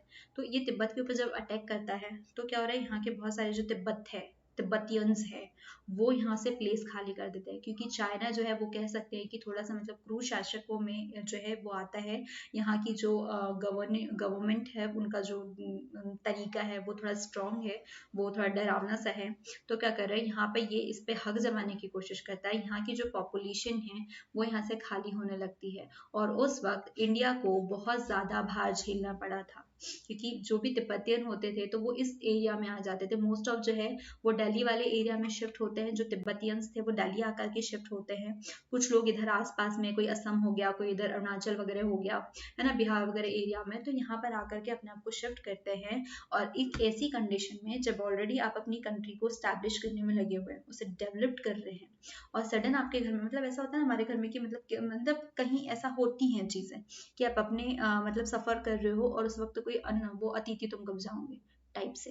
तो यहाँ पे क्या था, उस कंडीशन में बहुत सारे लोग जो है वो तिब्बत में शरण लेने आ जाते हैं। और जो सीए हमारे यहाँ पर जो एक्ट आया था, तो वहां पर हम लोगों के पास क्लियरली ऐसा था ना कि बांग्लादेश से आए वाले लोग वगैरह, तो उसी तरीके से तो ये लोग जो तिब्बतियन है वो यहाँ पर आकर शरण लेते हैं। और ये क्या करते हैं, तिब्बत जो चाइना जो है वो संस्कृति है, जो वहाँ का कल्चर है, वो उसे पूरी तरीके से ख़त्म करना चाहता था। चाइना ने अपने बहुत सारे जो लोग हैं वो तिब्बत में शिफ्ट कर चुके थे, ठीक है, मतलब वो तिब्बत में बन रहे थे, और जो तिब्बत के लोग थे वो वहाँ से निकल रहे थे, क्योंकि वो उनका जो मतलब जो शासन है वो झेल नहीं पा रहे थे। तो तिब्बतियन क्या कर रहे थे, वो खाली कर रहे थे, और चाइनीज़ जो है वो कहाँ पर आ रहे थे, तिब्बत में शिफ्ट हो रहे थे। मतलब इस तरीके की चीज़ हो रही थी। सॉरी बेटा। ओके, तो देन क्या होता है कि तिब्बत जो है, अभी हम लोगों ने क्या देखा कि तिब्बत की जितनी भी संस्कृति वगैरह है इन सबको खत्म करना चाहता था, धूमिल करना चाहता था। तो इसलिए वहाँ के मतलब बहुत ज़्यादा ही प्रोग्राम हो जाता है कि ये जो चीन है वो टोटली तिब्बत को खत्म करना, मतलब वहाँ की जो संस्कृति वगैरह सारी वो वहाँ पे चलाना चाहता है, वो अपना हक जताना चाहता है। और उस दौरान क्या होता है, तिब्बत के बहुत सारे लोग इंडिया में शरण लेते हैं, इंडिया में रहने आ जाते हैं, क्योंकि इंडिया में उन्हें एक शांतिपूर्ण वातावरण मिल रहा था, एक फ्रीडम मिल रही थी। ठीक है, क्योंकि इंडियन कॉन्स्टिट्यूशन ही इतना अच्छा है, क्योंकि उन्होंने ना सिर्फ इंडियन जो पॉपुलेशन है उसके साथ साथ जो कि एनआरआईज है और जो बाहर के लोग आके रह रहे हैं उनके लिए भी हमारे फंडामेंटल जो राइट्स है वो इनके लिए भी बाकायदा काम कर रहे हैं। ठीक है, तो इसीलिए इंडिया कंट्री जो है उसे बेस्ट माना जाता है। और हाँ, ये मतलब हमारे यहाँ के कह सकते हैं कि बहुत अच्छे फीचर्स में से एक है, लेकिन कहीं ना कहीं ये हार्मफुल हो जाता है। और ये हार्मफुल किन रीजन से होता है, इसके लिए कुछ साल पहले जाकर के सीए जो आया था उसमें जितने भी कांड हुए थे जेएनयू वगैरह में, तो उसको जाकर के आप देख के आइए। ठीक है, तो तिब्बत जो है, तो यहाँ पे क्या होता है, तिब्बत के एक नेता रहते हैं दलाई लामा। ठीक है, तिब्बत के एक जो लीडर है दलाई लामा, वो शरण मांगते हैं किससे, इंडिया से।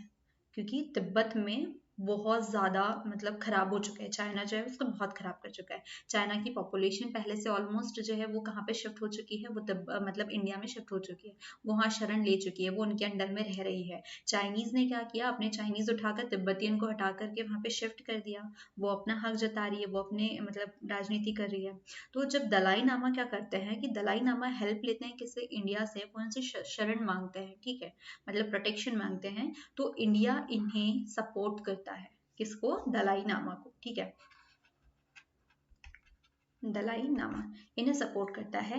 और बस यहीं से जो मेन प्रॉब्लम थी वो शुरू हो जाती है कि चीन को क्या लगता है कि इंडिया हमारे रिलेशंस खराब कर रहा है, ये हमारे अगेंस्ट काम कर रहा है। मतलब ऐसा होता है ना कि जब दो पड़ोसी वगैरह कहते हैं कि वो नॉर्मली गॉसिप करती है आंटियां, तो उस टाइम होता है ना कि इनने उनके अगेंस्ट में कुछ कह दिया, ये हो गया, तो वो चीजें चलती है। तो सिमिलरली यहाँ पे भी चलती है कि जब दलाई नामा को इंडिया जो है वो शरण दे देता है, तो चीन को लगता है कि ये कोई अंदरूनी हमारे साथ कोई खेल खेल रहा है, तो वहां से खटास जो है वो शुरू हो जाती है, इनके बीच में खटास आना जो है वो पॉइंट जो है वो शुरू हो जाता है।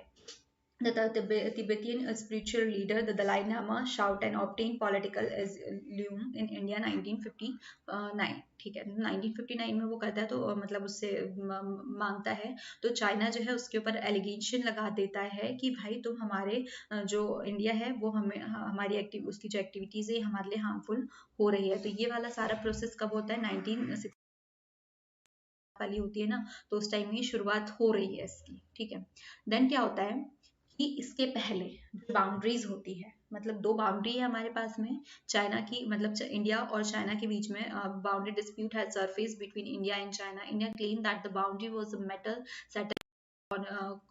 Colonial time. अब ये वाली जो मैटर था, मतलब जो बाउंड्री वाला मैटर था, वो ऑलरेडी कब हो चुका था। अच्छा, तो मेन बाउंड्री थी वो कौन कौन सी, western and eastern end of the longer border. तो क्या होता है कि ये वाली जो बाउंड्रीज थी इसके ऊपर पहले से काम कौन कर रहा था, मतलब यहाँ पर जो बाउंड्रीज फिक्स करने का था, ये वाली जो बाउंड्रीज थी ना यहाँ से यहाँ तक के, एक सेकेंड मैं इन्हें मिटा दूँ। ठीक है, ताकि हमें थोड़ा सा अब और थोड़ा क्लियर हो जाए ये मैप। ठीक है, भाई इरेजर मिल जा।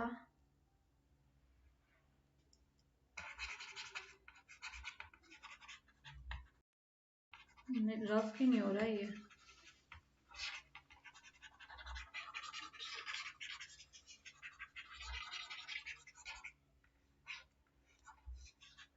थोड़ा स्लो काम कर रहा है। ओके,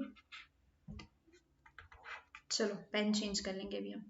ठीक है, तो अब क्या हो रहा है, दलाई नामा क्या कह रहे हैं कि हमें शरण दे दो, हम वहां पे रह लेंगे। उसके बाद में क्या होता है कि बाउंड्री के ऊपर पहले से बात चल रही है, लेकिन इंडिया क्या कहता है कि पहले ही जब कॉलोनियल जो टाइम चल रहा था, उस टाइम जब दो कॉलोनीज बनी हुई थी, तो उस टाइम में क्या हो रहा था कि उसी टाइम हमने मैटर सॉल्व कर लिया था, ये जो मैटर है ना वो हो गया था। लेकिन चाइना क्या कहती है कि अंग्रेज गए बाद गई, अब दूसरी चीज आएंगी, चाइना क्लेम करता है, ठीक है, मतलब वो क्या कह रहा है, वो उस बात को मतलब क्या कहता है, एक्सेप्ट नहीं करता है कि वो जो कॉलोनिकल डिसीजन था, कॉलोनियल डिसीजन था, वो हम उसको अप्लाई नहीं करेंगे, डिड नॉट अप्लाई, तो वो चीज पे कर लेता है। मतलब पहले इंडिया क्या समझ रहा है, क्योंकि भाई इंडिया जो है वो सॉफ्टवेयर बिहेवियर पे चल के काम कर रहा है ना, तो ये शांति वाले मतलब पीसफुल माहौल में काम कर रहा है। लेकिन जो चाइना है वो शायद इसी का क्या करता है, फायदा उठाता है, मतलब वो शायद उसे ऐसा लगे कि मैं ऐसी डिमांड करूंगा तो ये मुझे चीजें दे देंगे। लेकिन अब हम अपनी वाली पे आ रहे हैं, तो यहाँ पे क्या हो रहा है चीजें कि वो उसके ऊपर क्लेम कर रहे हैं कि ये वाली जो चीज उस वक्त जो सॉल्व हो चुकी थी, जो बाउंड्री वाली चीज जो सॉल्व हो चुकी थी, वो अभी तक ये सॉल्व नहीं हुई है। ठीक है, ये वाली बात क्लियर हुई कि मतलब अभी तक की सॉल्व नहीं हुई थी, ये भी वापस से इसके ऊपर क्लेम कर रहे हैं। और यहीं से शुरुआत होती है कि अब हम जब भी बात करते हैं कि आर्मी वगैरह की कि इतने सैनिक वहां से इतना मुठभेड़ हो गई है, इतना इतना हो गया है, तो जितनी भी अब हमारे पास करंट न्यूज़ आती है ना, अबाउट चाइना एंड इंडिया, है ना, जब हम लोग ये वाले एरिया में जाते हैं और यहाँ से लेकर के हमारे पास जितनी भी न्यूज़ आती है, तो ये उसी के रिगार्डिंग अभी हम लोग देख रहे हैं ना, जो शुरुआती हो रही है। तो तब से अब तक के अब हमारी चीजें जो है वो सॉल्व नहीं हुई हैं। और उस वक्त पहले ये चीज सॉल्व हो चुकी थी, लेकिन इन्होंने उसको एक्सेप्ट करने से मना कर दिया, ये कहते हैं कि वो अब अप्लाई नहीं होगा, समय गया, बदल गए, तो अब ये अप्लाई नहीं हो रहा है। अब इन्हें बोल दिया, तो the main dispute was about the western and eastern end of the long border.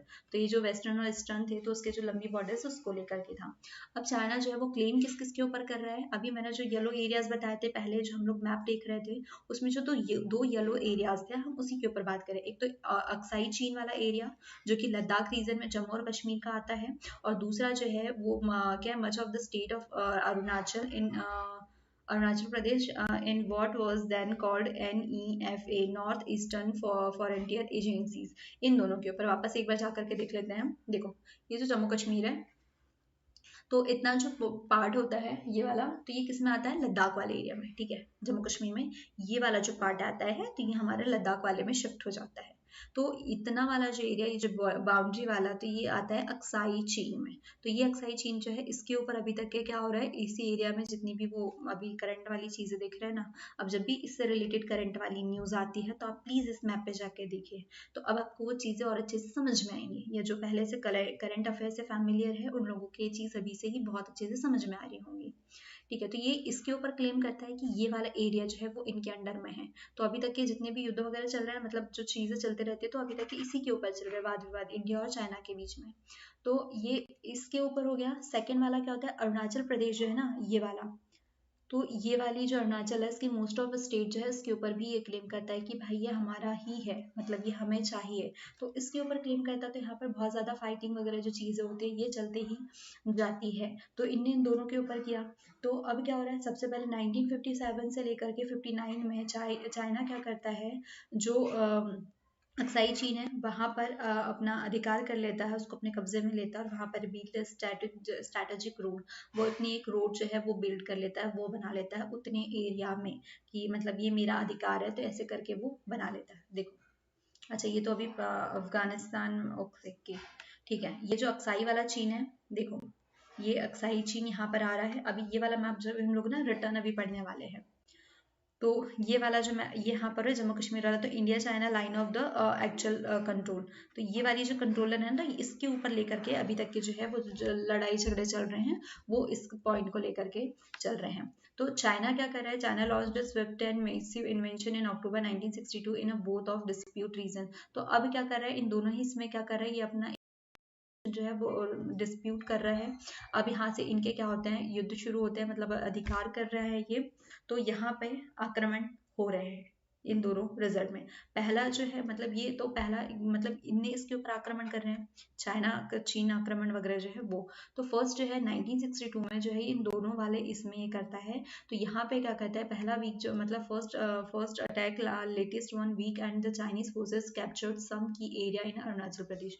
तो ये अरुणाचल प्रदेश का जो भी कुछ एरिया होता है, तो ये वाले एरिया में भी क्या करते हैं, इसको ये अपने इसमें हो जाते हैं। सेकंड जो अटैक होता है, ये कुछ ही मंथ में वापस होता है, जिसमें क्या करते हैं कि ये लोग जो लद्दाख वाला एरिया, तो यहाँ पर भी अपना जो है कर लेते हैं। तो यहाँ पर असम प्लेन जो है द इंटर प्लेन असम, तो इसके साथ में जो प्लेन असम वाला जो एरिया है तो वो यहाँ से भी एंटर करने की कोशिश करते हैं। जब जो इंडियन है वो भी इसके ऊपर क्या कर रहे हैं, अब वो भी यहाँ से मतलब क्या कर रहे हैं कि वो भी एंटर मतलब इनको बाकायदा जवाब देने की कोशिश कर रहे हैं, लेकिन यहाँ पर कहीं ना कहीं जो है वो हम थोड़े से फेलियर में हो जाते हैं।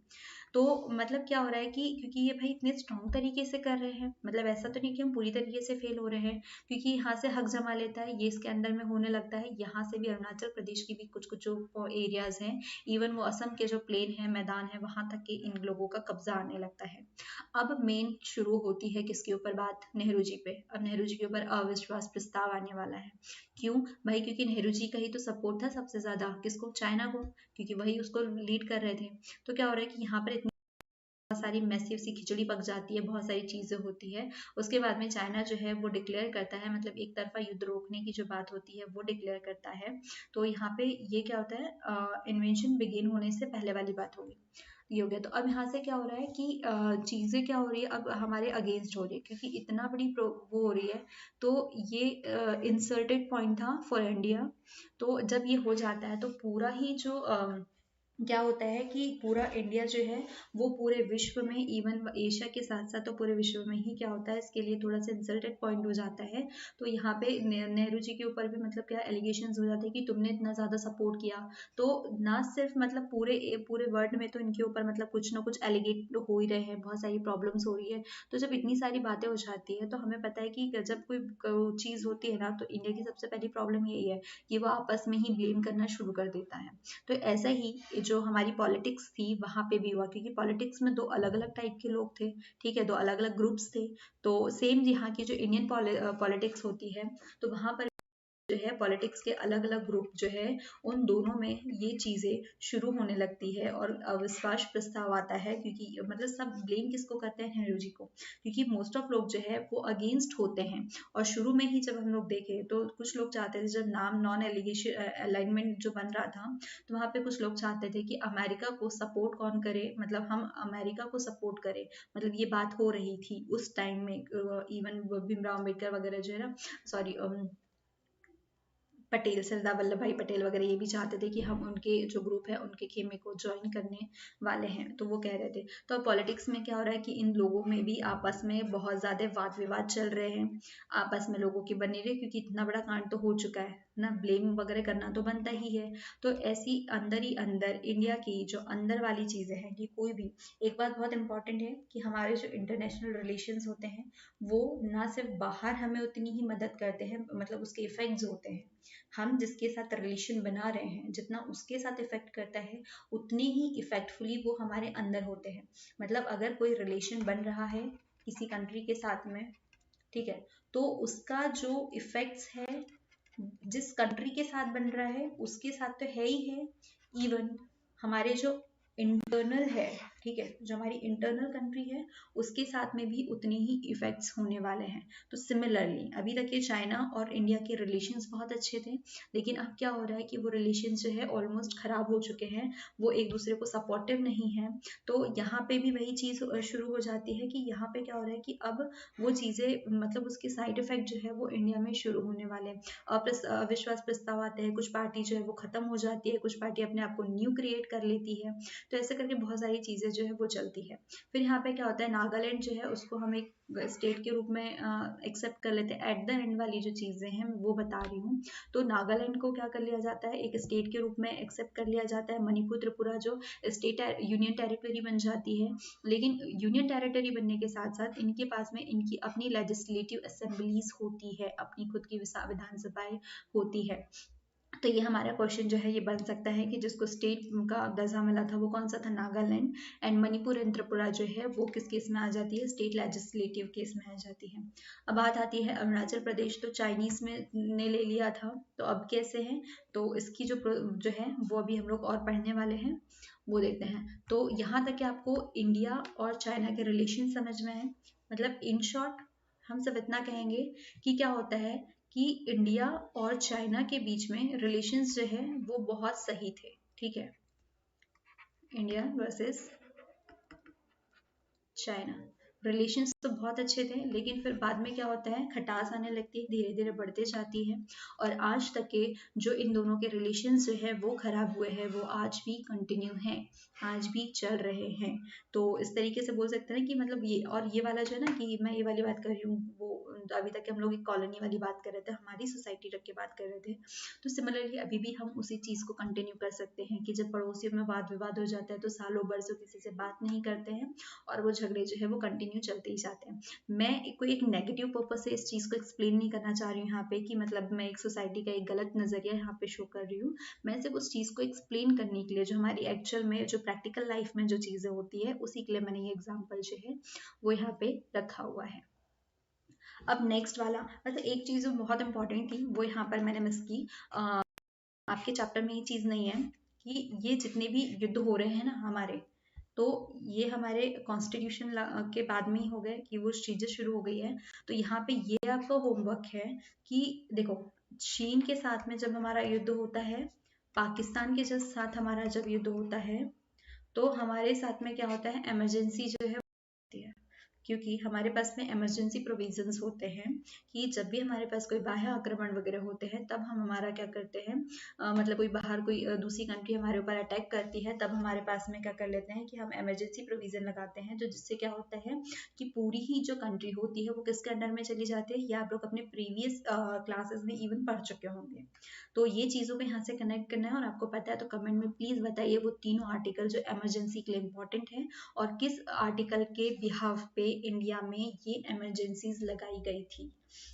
ठीक है, तो जो बाहर के अटैक्स होते हैं तो उसके कंडीशन में हमारे यहाँ पे इमरजेंसी लगा दी जाती है। 1962 में भी जब चाइनीज का अटैक होता है, तब भी ये इमरजेंसी लगाई गई थी। उसके बाद में जब पाकिस्तान का इसी ड्यूरिंग में होता है, तब भी यही इमरजेंसी कंटिन्यू थी। फिर एक अलग से इमरजेंसी जो थी वो 1971 में भी, तो तब इसको फिर से लगाया जाता है। अब इंडिया और चाइना का तो हो गया शुरू, अब शुरू होगा वॉर। अच्छा, अभी तक हम लोगों ने क्या पढ़ा था, conflict and peace between China and India. ठीक है, अब हम क्या पढ़ रहे हैं, वॉर एंड पीस। पहले हमने वॉर एंड कन्फ्लिक्ट पढ़ा था। देखो वॉर, अब क्या हो रहा है कि पाकिस्तान के साथ में जब पाकिस्तान और इंडिया बना था, ठीक है, पाकिस्तान और इंडिया बना था, शुरू से ही वॉर हो रहे थे। ठीक है, जब ब्रिटिशियर्स गए,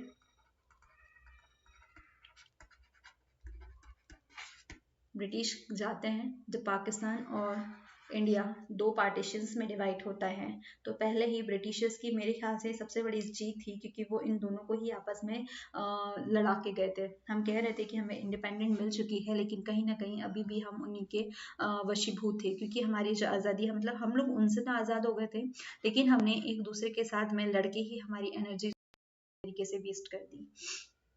सक्सेसफुल भी है और इवन है।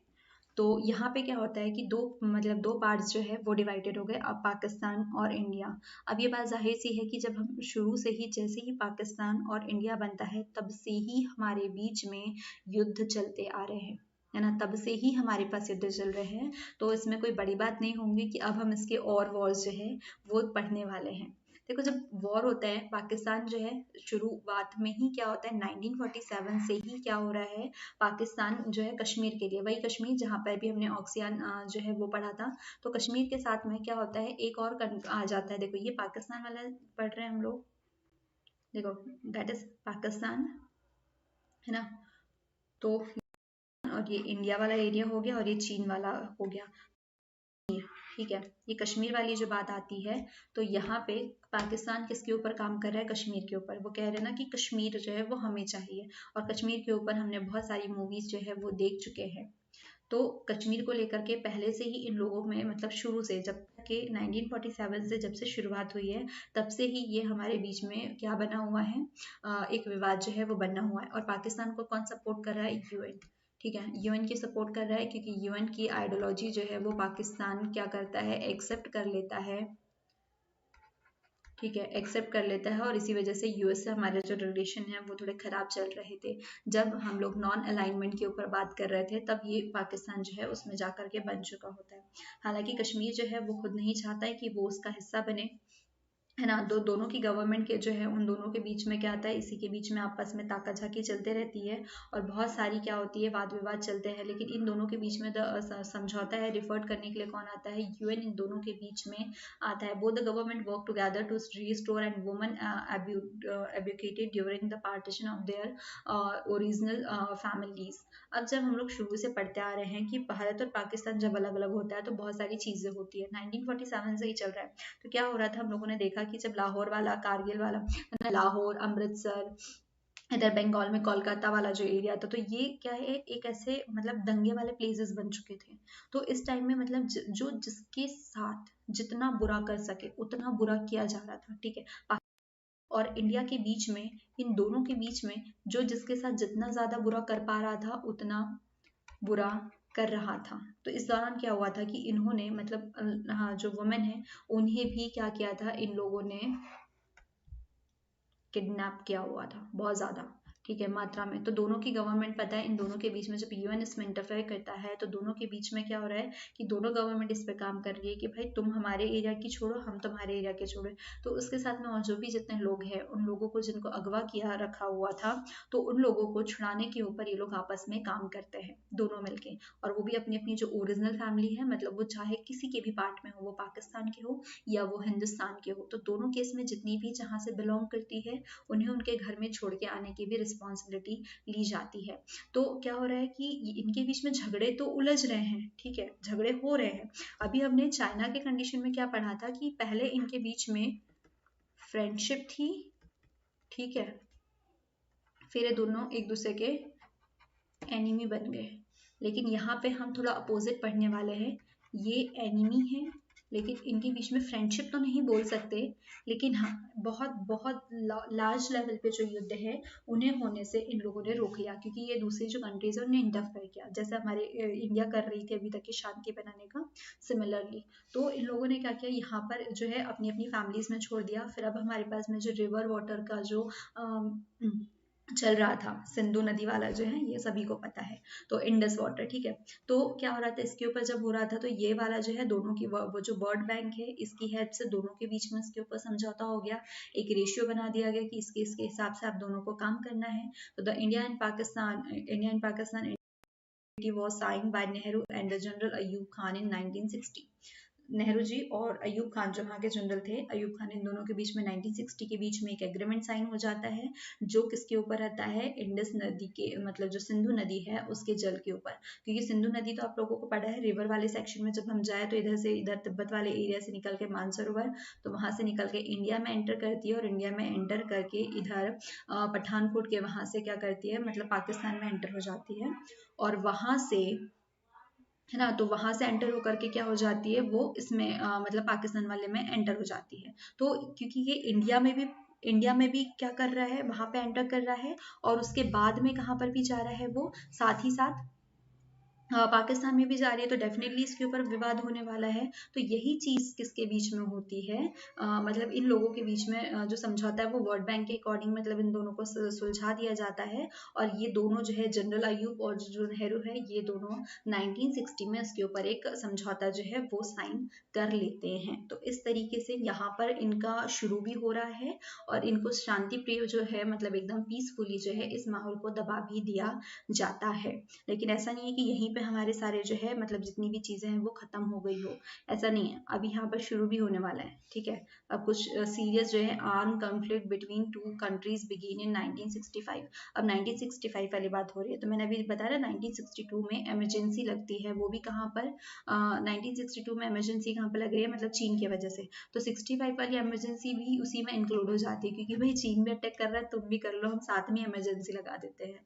तो क्या होता है 1965 में जो पाकिस्तान है वो कहाँ पर अटैक करता है, गुजरात और किसके मतलब run of Kutch area of Gujarat, तो जो रन ऑफ कच्छ है गुजरात का, तो वो वाले एरिया में ये अटैक कर देता है। अब ये तो शांति रहता है, तो ये क्या करता है मतलब इसके ऊपर is the pressure on the Kashmir front Shastri ordered Indian troops to launch a counter offensive on the Punjab border.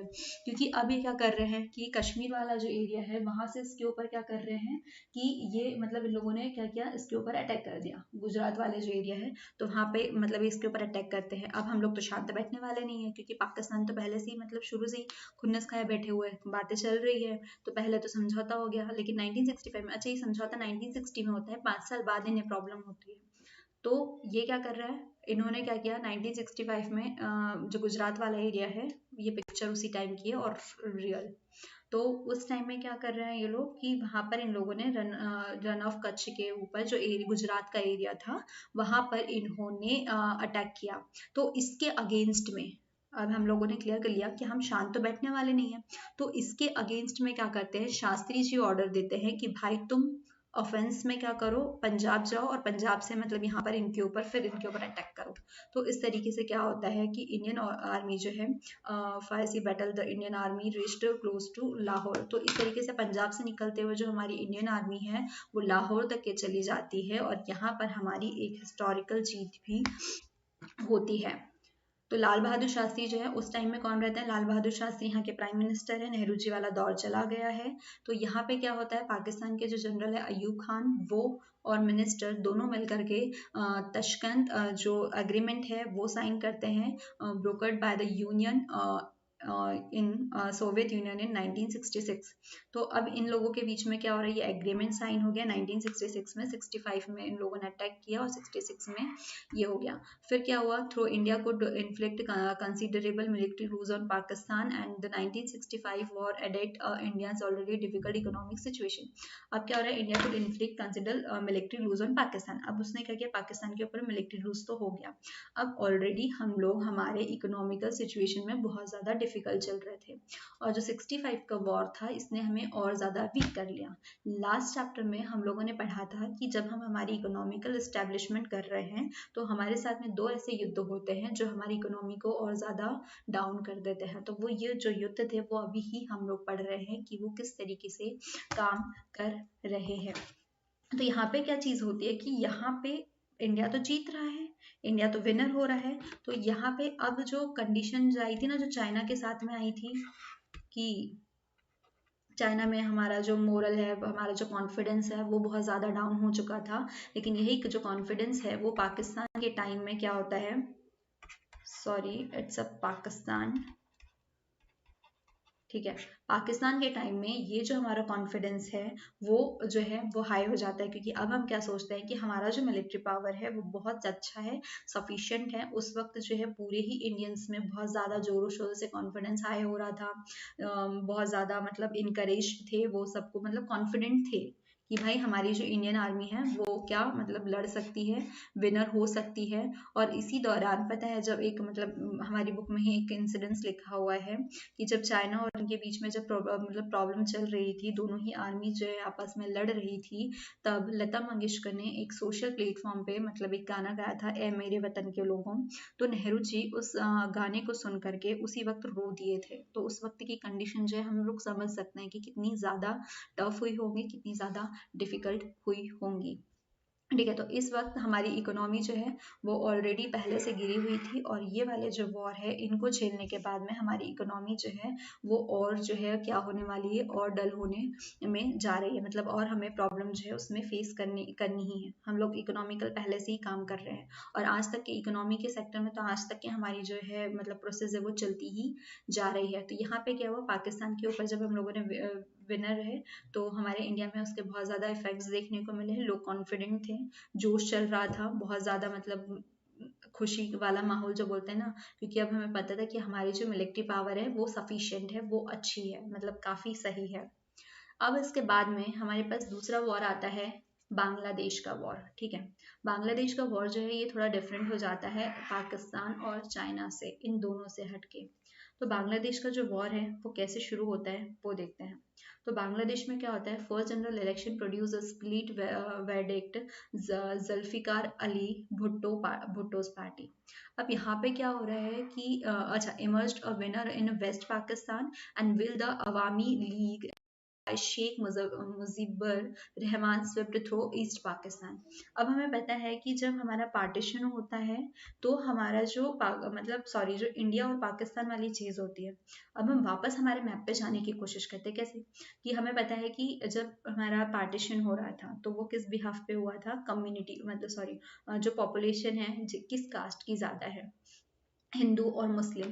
तो क्या हो रहा था कि हमने जब हमारा पूरा इंडिया मैप ये इस तरीके से बनाया था तो यहाँ पे क्या हुआ था कि एक तो पॉपुलेशन यहाँ ज़्यादा थी, ठीक है, जो अभी करंट में बांग्लादेश है, और एक जो था वो यहाँ था। तो ईस्ट और वेस्ट, ठीक है, ईस्ट और वेस्ट इस तरीके से दो में जो है वो डिवाइडेड हो चुका था। तो अब क्या हो रहा है कि एक तो यहाँ सबसे ज्यादा पॉपुलेशन थी और एक यहाँ पर थी। तो एक वेस्ट वालों ने क्या किया, जुल्फिकार जो है वो वहां पर विनर हो गए और इधर साइड में कौन हो गए, जो शेख मुजफ्फर थे वो विनर हो गए। तो इस टाइप से दो जो पार्ट्स थे वो डिवाइडेड हो गए। तो the Bengali population of east Pakistan had voted to protest against years of being treated as second class citizen by the ruler based in West Pakistan। तो जब ईस्ट वाले पाकिस्तान है वो इनको क्यों सपोर्ट करते हैं, क्योंकि इनकी कुछ ना कुछ मतलब प्रोटेस्ट, ये इसके अगेंस्ट क्या करते हैं, प्रोटेस्ट कर देते हैं। ठीक है, जो बंगालीज होते हैं, जो बंगाली पॉपुलेशन है वो इसके अगेंस्ट क्या कर रहे हैं, प्रोटेस्ट कर रहे हैं, treated as a second class citizen, क्योंकि ये इन्हें अच्छे तरीके से ट्रीट नहीं कर रहे। यहाँ पे मतलब दो ही, क्योंकि हमने पार्टीशन किस बिहाफ पे किया था कि जहाँ पे ज्यादा कम्युनिटी होंगी उनकी, ठीक है। तो मुस्लिम कम्युनिटी कहाँ पे थी ज्यादा, एक तो यहाँ पे थी, और दूसरी कम्युनिटी जो है वो सबसे ज्यादा कहाँ पे थी, यहाँ पे। तो दो सेक्शंस में थी, तो ये दो ईस्ट और वेस्ट पाकिस्तान में डिवाइडेड हो गए थे। अब ईस्ट और वेस्ट पाकिस्तान दो में डिवाइड हो चुके हैं, तो दोनों जगह अलग अलग सेपरेट सेपरेट जो है क्या चल रहे थे, इलेक्शन चल रहे थे। तो एक जगह जुल्फिकार जीत जाते हैं और सेकंड टाइम में कौन जीत जाते हैं, शेख मुजफ्फर। तो अब जो बंगाली वाले हैं वो जो है वो किसके ऊपर, मतलब क्या, Bengali population of east Pakistan had voted to protest against year of being treated as a second class citizen of free West Pakistan. तो जो ईस्ट वाले हैं वो किसके ऊपर प्रोटेस्ट कर रहे हैं, वो वेस्ट वालों के ऊपर प्रोटेस्ट कर रहे हैं। क्यों, क्योंकि वो उन्हें एक सेकंड क्लास सिटीजन के तरीके से मतलब ट्रीट कर रहे हैं, वो उनके साथ में अच्छा बिहेव नहीं कर रहे हैं, ठीक है। उनको क्या कर रहे हैं, मतलब अच्छी तरीके से ट्रीटमेंट नहीं कर रहे हैं, वही ट्रीटमेंट उन्हें मिल रहा है जो चाइना वाले तिब्बतिन को दे रहे थे। तो इस तरीके से क्या हो रहा है, ये बात आ रही है। अब ये बीच में तो इंडिया फंस रहा है, भारत माता आ रही है बीच में, तो अब ये इसमें आ रहे हैं। तो the Pakistani ruler were not willing to accept the democratic verdict, not were they ready to accept the Awami League's demand for a federation। अब यहाँ पे क्या क्या पॉइंट होते हैं, जो पाकिस्तानी होते हैं, जो वहाँ के लीडर्स होते हैं, वो ये नहीं चाहते, जो डेमोक्रेटिक वर्डिक्ट हो रहा है वो उसे एक्सेप्ट नहीं कर रहे हैं, वो ये नहीं चाहते हैं। मतलब अवामी लीग जो है वो पूरी जो डिमांड है, जो अवामी लीग की डिमांड है वो उसे पूरा नहीं करना चाहते हैं। जो वेस्ट वाले हैं, ईस्ट वालों की, ईस्ट पाकिस्तान वालों की डिमांड को पूरा नहीं करना चाह रहे हैं। जो बंगाली है उनकी, कि वो कह रहे हैं ना कि हमें अच्छा मतलब रहन सहन चाहिए, हमें अच्छी मतलब जिस तरीके से आप उनको ट्रीट कर रहे हो वैसे ही हमें भी चाहिए। तो ये दोनों ही पाकिस्तान के थे। तो ये जो पाकिस्तान वाले थे वो इनकी डिमांड को पूरा करने के लिए रेडी नहीं थे, है ना, वो नहीं चाह रहे थे कि इनकी जो सारी चीज़ें हैं उनको ये करें। तो इसी बीच में 1971 में पता है क्या होता है कि जो पाकिस्तान आर्मी है वो शेख मुजीब को अरेस्ट कर लेती है और unleashed reign of terror on people of east Pakistan. जो ईस्ट पाकिस्तान है उनके साथ में और क्रूरता वाला व्यवहार हो जाता है, अनलिस्ट रीगन, ठीक है। तो अब क्या हो रहा है कि उसने क्या किया, अरेस्ट कर लिया, और उसके बाद में यहाँ की जो कंडीशन है वो और ज़्यादा क्या हो जाती है, टफ हो जाती है। अब यहाँ पर आता है हीरो बन के भारत, और ये इसमें इन्वॉल्व होता है। तो यहाँ पे क्या हो रहा है, 1970 अभी हम लोगों ने था, कुछ दिन पहले ही करंट में आया था कि मोदी जी गए हैं बांग्लादेश फॉर इंडिपेंडेंस डे। वो कहाँ के इंडिपेंडेंस के लिए गए थे, भारत, जो बांग्लादेश है वो अपना इंडिपेंडेंस डे सेलिब्रेट कर रहा था। तो भाई बांग्लादेश कहाँ से आ गया, अभी तक ये तो हम ईस्ट और वेस्ट पाकिस्तान के बारे में बात कर रहे थे, है ना, हम लोग ईस्ट और वेस्ट पाकिस्तान के बारे में बात कर रहे थे। तो अब बांग्लादेश कैसे आता है वो स्टोरी अब हम यहाँ पर देखने वाले हैं। क्या होता है कि जो पाकिस्तान की आर्मी होती है, मतलब जो वेस्ट पाकिस्तान वाले होते हैं, तो वो क्या करते हैं, शेख मुजीब को अरेस्ट कर देते हैं और वहाँ पे और ज़्यादा जो टेरर है वो और बढ़ जाता है ईस्ट पाकिस्तान पे। अब ईस्ट पाकिस्तान पे बढ़ जाता है तो अब क्या करते हैं पीपल जो है वहाँ के, वो स्ट्रगल स्टार्ट कर लेते हैं, मतलब अपने आप को आज़ादी करने के लिए। और वहाँ पे क्या होता है, आर्मी वगैरह के हिसाब से इन्वॉल्व होती है सारी चीज़ें, और पाकिस्तान को वहाँ से आज़ाद कर दिया जाता है। मतलब जो ईस्ट और वेस्ट वाला खेल चल रहा था, अब वो पाकिस्तान से वेस्ट पाकिस्तान हो गया, और जो ईस्ट पाकिस्तान था वो क्या बन गया, वो सिर्फ बांग्लादेश बन गया। और यहीं से हमारा जो पश्चिम बंगाल आता है, पश्चिम बंगाल हम क्यों कहते हैं, क्योंकि वो भले मतलब वेस्ट बंगाल कहते हैं ना, तो वेस्ट तो इस साइड था, तो हम इसको क्यों नहीं कहे। तो ये वाली पजल जो है वो हम लोग लास्ट चैप्टर में सॉल्व कर चुके हैं, क्योंकि हमने बांग्लादेश के वेस्ट साइड से बंगाल लिया है, ठीक है, बांग्ला, ठीक है, बंगाल लिया है, तो that's why we called it West Bengal, ठीक है। तो ये हम इसको बोलते हैं। अब हमने बांग्लादेश निकाल लिया, बांग्लादेश अलग हो गया। अब यहाँ पे हमें पता है कि चीन के साथ में हमारे रिलेशन क्या थे, बहुत अच्छे थे, अभी तक हम उसके साथ में बहुत सपोर्ट में थे, लेकिन अब हमारे रिलेशन खराब हो चुके हैं। पाकिस्तान के साथ में और यूएस के साथ में कब से खराब हो गए, जब से यूएस जो है, पहले लोग कह रहे थे कि यूएस की आइडियोलॉजी एक्सेप्ट करो, लेकिन हमने की नहीं। और फिर पाकिस्तान जैसे यूएस को ज्वाइन करता है तो यूएस से हमारे रिलेशन ऑटोमेटिकली खराब होने लगते हैं। तो support for Pakistan came from US and China. US and China जो है वो किसके सपोर्ट में होते हैं, पाकिस्तान के। द यूएस चाइना रीअप्रोच्ड क्या reapproach that began in the late 1960s resulted in a realignment of forces in Asia. Henry Kissinger, the advisor of the US president, reached। अच्छा, अब यहाँ पे क्या हो रहा है कि अब ये वाला जो हो गया, यूएस और चाइना के सपोर्ट में कौन आ रहा है, मतलब पाकिस्तान के सपोर्ट में होता है। तो अब यूएस के जो प्रेसिडेंट होते हैं उनके जो एडवाइजर होते हैं, कौन, ठीक है, कौन, हेनरी किसिंजर जो होते हैं वो उनके सपोर्टर होते हैं, ठीक है, एडवाइजर होते हैं। क्योंकि पाकिस्तान को सपोर्ट कौन कर रहा है, यूएस और चाइना। अब यूएस तो इतना बुद्धू तो है नहीं भाई, वो तो सबसे इंटेलिजेंट है, वो तो इकलौता पावर जो है वही क्लियर, मतलब लास्ट में जो है यूएसएसआर को खत्म करने के बाद में इकलौता पावर कौन बना था, यूएस बना था, ठीक है। तो इसके बाद में क्या हो रहा है यहाँ पे, तो अब हम लोग क्या देख रहे थे कि पाकिस्तान को कौन सपोर्ट कर रहा है, यूएस और चाइना। और यूएस जो है वो पाकिस्तान के लिए मतलब क्या करता है, उनके जो हेनरी किसिंजर होते हैं जो कि एडवाइजर है किसके, वहाँ के यूएस के प्रेसिडेंट के, तो वो क्या करते हैं, मतलब एक गुपचुप तरीके से चाइना के थ्रू जो है, चाइना के रास्ते होते हुए वो पाकिस्तान में एंटर करते हैं इन 1971, ठीक है, 1971 में ये क्या कर रहे हैं, इसमें एंटर कर रहे हैं किसको सपोर्ट करने के लिए, किसके, इसमें पाकिस्तान को सपोर्ट करने के लिए। तो अब यहाँ पे पाकिस्तान का सपोर्ट तो है, यहाँ पर तो ये चीज़ आ रही है, तो अब इसके अगेंस्ट में, मतलब अब आप सामने वाला इतना कर रहा है तो क्या करेगा यहाँ पे, जो इंडिया है वो क्या करता है, यूनियन सोवियत यूनियन जो है इसके साथ में एक समझौते के ऊपर, एक 20 वर्षीय समझौते के ऊपर क्या कर देता है, हस्ताक्षर करते हैं इन 9 अगस्त 1971 में। तो यहाँ पे क्या करता है ये, यहाँ पर किस में, मतलब इसके समझौते, क्योंकि यूएस जो है वो किसको सपोर्ट कर रहा है, पाकिस्तान को, तो हम किससे हेल्प ले लेंगे, यहाँ पर हम लोग किससे हेल्प लेने वाले हैं, सोवियत यूनियन से। पहले हम लोगों ने क्या किया था, यूएस और यूएसएसआर से इन चाइना वाला जो मामला था वहाँ पर इन लोगों से हमने हेल्प ली थी, क्योंकि उस वक्त हमारे लिए कंडीशन टफ हो रही थी, तो हमने इन लोगों से मदद ली थी। अब हम लोगों के पास क्या हो रही है, अब कंडीशन, यूएस जब से पाकिस्तान को सपोर्ट कर रहा है, वो चाइना के रास्ते होते हुए पाकिस्तान में एंटर कर रहा है, तो अब यहाँ पे क्या चीज़ होने वाली है कि पाकिस्तान के साथ में तो इससे मिल रहा है, इनकी दूरियां मिल रही है, तो इंडिया साइन कर लेता है सोवियत यूनियन के साथ में, वो भी 20 साल के treaty of peace and friendship, मतलब शांति और जो दोस्ती है उसके समझौते पर हस्ताक्षर करते हैं, वो भी 20 साल के लिए। तो ये जो है इंडिया को सपोर्ट करता है। This treaty assured India of Soviet support if the country faced any attack.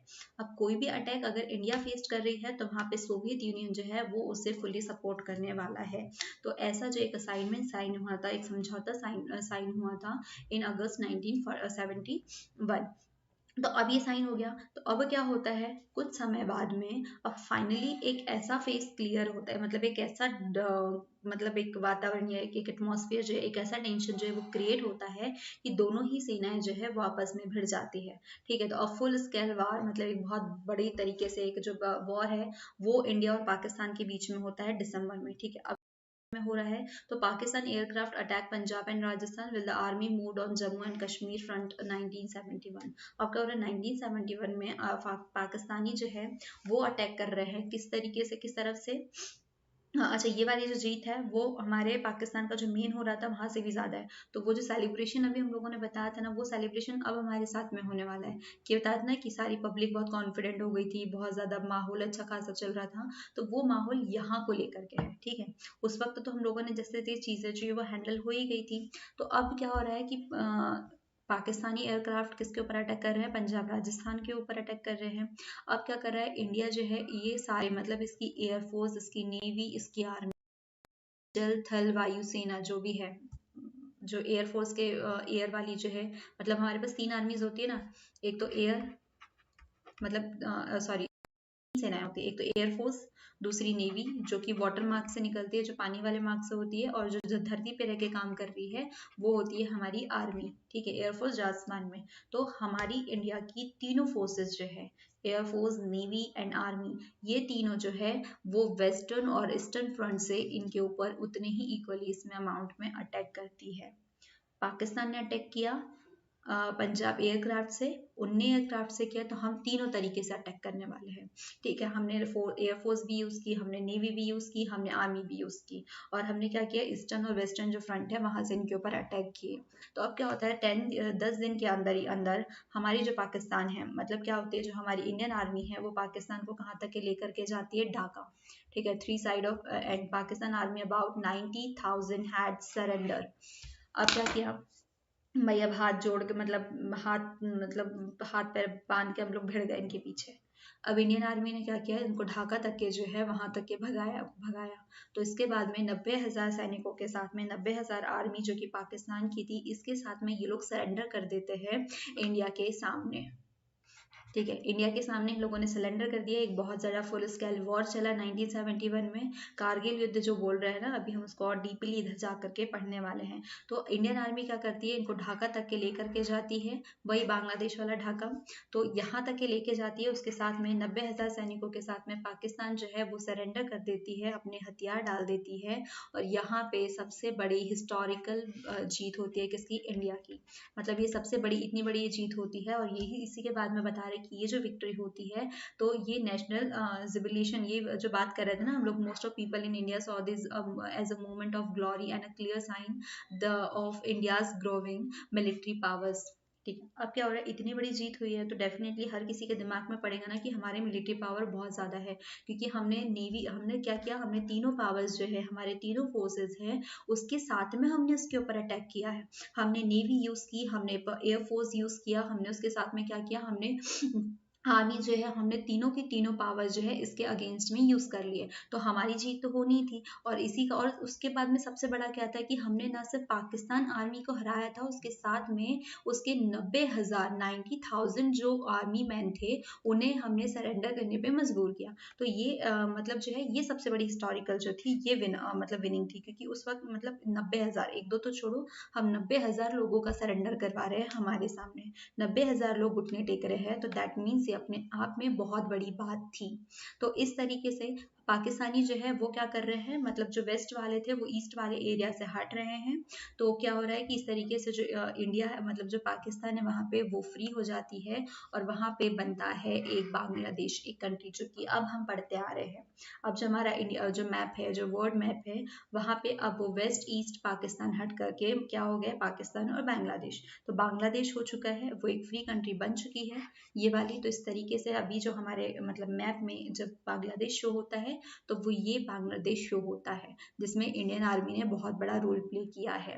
और यही पिक्चर भी मैंने थोड़ी देर पहले जो बता रही थी, मतलब जो इंसिडेंट बता रही थी, कि जो मोदी जी हैं वो कहाँ जाते हैं, बांग्लादेश जाते हैं उनके इंडिपेंडेंस डे को सेलिब्रेट करने के लिए। तो अब उनके इंडिपेंडेंस डे को सेलिब्रेट करने के लिए हमारी इतनी बड़ी भूमिका है वो हमें पता होनी चाहिए। तो इसी के साथ में क्या होता है, शिमला एग्रीमेंट जो है वो साइन होता है इंदिरा गांधी के और जुल्फिकार अली भुट्टो के इसमें। और इस टाइम तक के अब लाल बहादुर शास्त्री भी जा चुके हैं। अब हमारे पास में आते हैं कौन, इंदिरा गांधी जो है एज अ प्राइम मिनिस्टर यहाँ पे वर्क कर रही होती है। अब जो नेक्स्ट हम जितने चैप्टर्स पढ़ने वाले हैं वहाँ पे नेहरू जी चले गए हैं। और अब हमारे पास कौन आएंगी, उनकी बेटी इंदिरा गांधी। उनकी बेटी और नेहरू जी के ऊपर जितने भी जो है ना वो सारी हिस्ट्री में आपको पढ़ने को बहुत अच्छे से मिलने वाले हैं। तो अब यहाँ पे क्या हुआ कि इंदिरा गांधी और जो जुल्फिकार अली भुट्टो है, इन दोनों के बीच में शिमला एग्रीमेंट होता है। और ये इम्पॉर्टेंट है, जितने भी एग्रीमेंट्स हुए हैं वो किन किन लोगों के बीच में हुए हैं। तो ये जो है हमेशा की तरह मैं अभी भी कहूँगी कि ये इम्पॉर्टेंट पॉइंट्स तो है ही है। तो ये वाला भी पॉइंट हम लोगों ने एक्सप्लेन कर लिया था कि ये बहुत बड़ी जीत हुई थी हमारे देश की, और हम लोगों के सामने ये एग्जाम्पल मतलब जो ये बात है वो प्रूव कर चुके हैं कि हमारे पास में भी बहुत बड़ी जो है मतलब हमारा मिलिट्री पावर्स है वो बहुत अच्छा है। हमारा जो मिलिट्री जो प्रोसेस कर रही है, जो बिल्ड हो रही है, वो बहुत अच्छे तरीके से हो रही है। मतलब अब हम किसी के साथ में टक्कर लगाकर मतलब टक्कर के इक्वली हम लोग उसके साथ में खड़े हो सकते हैं। तो अभी तक के हमने कौन कौन से युद्ध पढ़ लिए? हमने चाइना पढ़ लिया, ठीक है। उसके बाद में चाइना के साथ में हमने फ्रेंडशिप जोन जो है वो भी पढ़ लिया। उसके बाद में चाइना के साथ में ही हमने कौन सा वाला जोन था वो है ना, पाकिस्तान के साथ वाली भी चीज पाकिस्तान के साथ भी पढ़ चुके हैं। चाइना के साथ कैसा एक फ्रेंडशिप वाला एटमॉस्फेयर था और वो कैसे एक मतलब दुश्मनी वाले इसमें कन्वर्ट होती है वो भी देखा। देन हम लोगों ने पाकिस्तान, ठीक है, पाकिस्तान के साथ में भी देख लिया कि पाकिस्तान के साथ में हम लोगों ने एक नॉर्मल बिहेव भी शो करने की कोशिश की, लेकिन उसके बाद में कैसे एक बड़े से युद्ध के साथ में बांग्लादेश फ्री होता है और बांग्लादेश एस्टैब्लिश होता है। तो पाकिस्तान और बांग्लादेश वॉर, पाकिस्तान के साथ में इसी के बीच में पाकिस्तान कैसे ओरिएंट होता है, ये वाली चीज भी हमको यहीं पे पढ़ने को मिल गई। तो इस तरीके से यहाँ तक के जो रिलेशंस थे इंडिया के उसकी कंट्रीज के साथ में वो वाले देखे। अभी हम लोगों ने बहुत अच्छे अच्छे वाले रिलेशंस नहीं देखे हैं जो एक दूसरे को सपोर्ट करके चल रहे हैं। पड़ोसियों का मतलब यही होता है एक दूसरे के साथ सपोर्ट करना, एक दूसरे के सपोर्ट मतलब एक दूसरे को सपोर्ट करना, उनकी शांति के लिए, अपनी शांति के लिए काम करना। लेकिन अभी तक के हमने जितनी चीजें पढ़ी है उसमें क्या किया, अभी तक के हमने वॉर ही किए हैं। हमने चाइना के साथ वॉर किया, हमने पाकिस्तान के साथ वॉर किया। दैट नॉट मीन कि हम सभी के साथ वॉर ही कर रहे हैं, हमारे पीसफुल रिलेशंस भी सबके साथ रहे हैं। और अभी तक के जो मोदी जी हम लोग देखते हैं ना कि आए दिन विदेश यात्रा पे जाते हैं, ठीक है, फॉरेन टूर उनके होते रहते हैं और अभी भी एक प्लान उनका चल ही रहा है। तो ये सारी चीजें जो है ये रिलेशनशिप को बेटर करने के लिए, उनकी पॉलिसीज को बेटर करने के लिए, एग्रीमेंट्स करने के लिए कहीं ना कहीं एक राजनीतिक जो है वो होता है कि जो डिबेट वगैरह चलता है, जो उनके बीच में मीटिंग्स होती है, तो इनसे कहीं ना कहीं बेनिफिट होते हैं, इसीलिए ये सारी चीजें की जाती हैं। लोगों ने अभी तक के सिर्फ वॉर वॉर वाला पढ़ा है। इन नेक्स्ट टर्म हम लोग इनके जो साइड जो अच्छे बेस्ट साइड होते हैं वो वाले भी देखेंगे ही देखेंगे। लेकिन एक चीज बहुत अच्छे से क्लियर थी, इंडिया की बहुत क्लीन और क्लियर माइंड था कि जिसके साथ भी रिलेशंस रखने हैं वो बहुत अच्छे हो, पीसफुली हो। चाइना के साथ रख के वही वाला देखा था कि पीसफुली मतलब रिलेशन रखा हुआ था, लेकिन क्या हुआ बाद में वो वॉर पे जाके एंड होता है ना। तो पाकिस्तान के साथ में तो पहले से ही बहुत गंदा माहौल चल रहा था, लेकिन उसके साथ में भी समझौता करने की कोशिश की, फिर वो भी जाकर के बुरी तरीके से खत्म होता है। लेकिन आगे आने वाले जितने भी हम इनके रिलेशनशिप्स देखेंगे वो बहुत अच्छे होंगे और कहीं ना कहीं एक अच्छी पॉलिसी भी प्रूफ होने वाली है। देन हमारा नेक्स्ट है इंडियाज न्यूक्लियर पॉलिसी।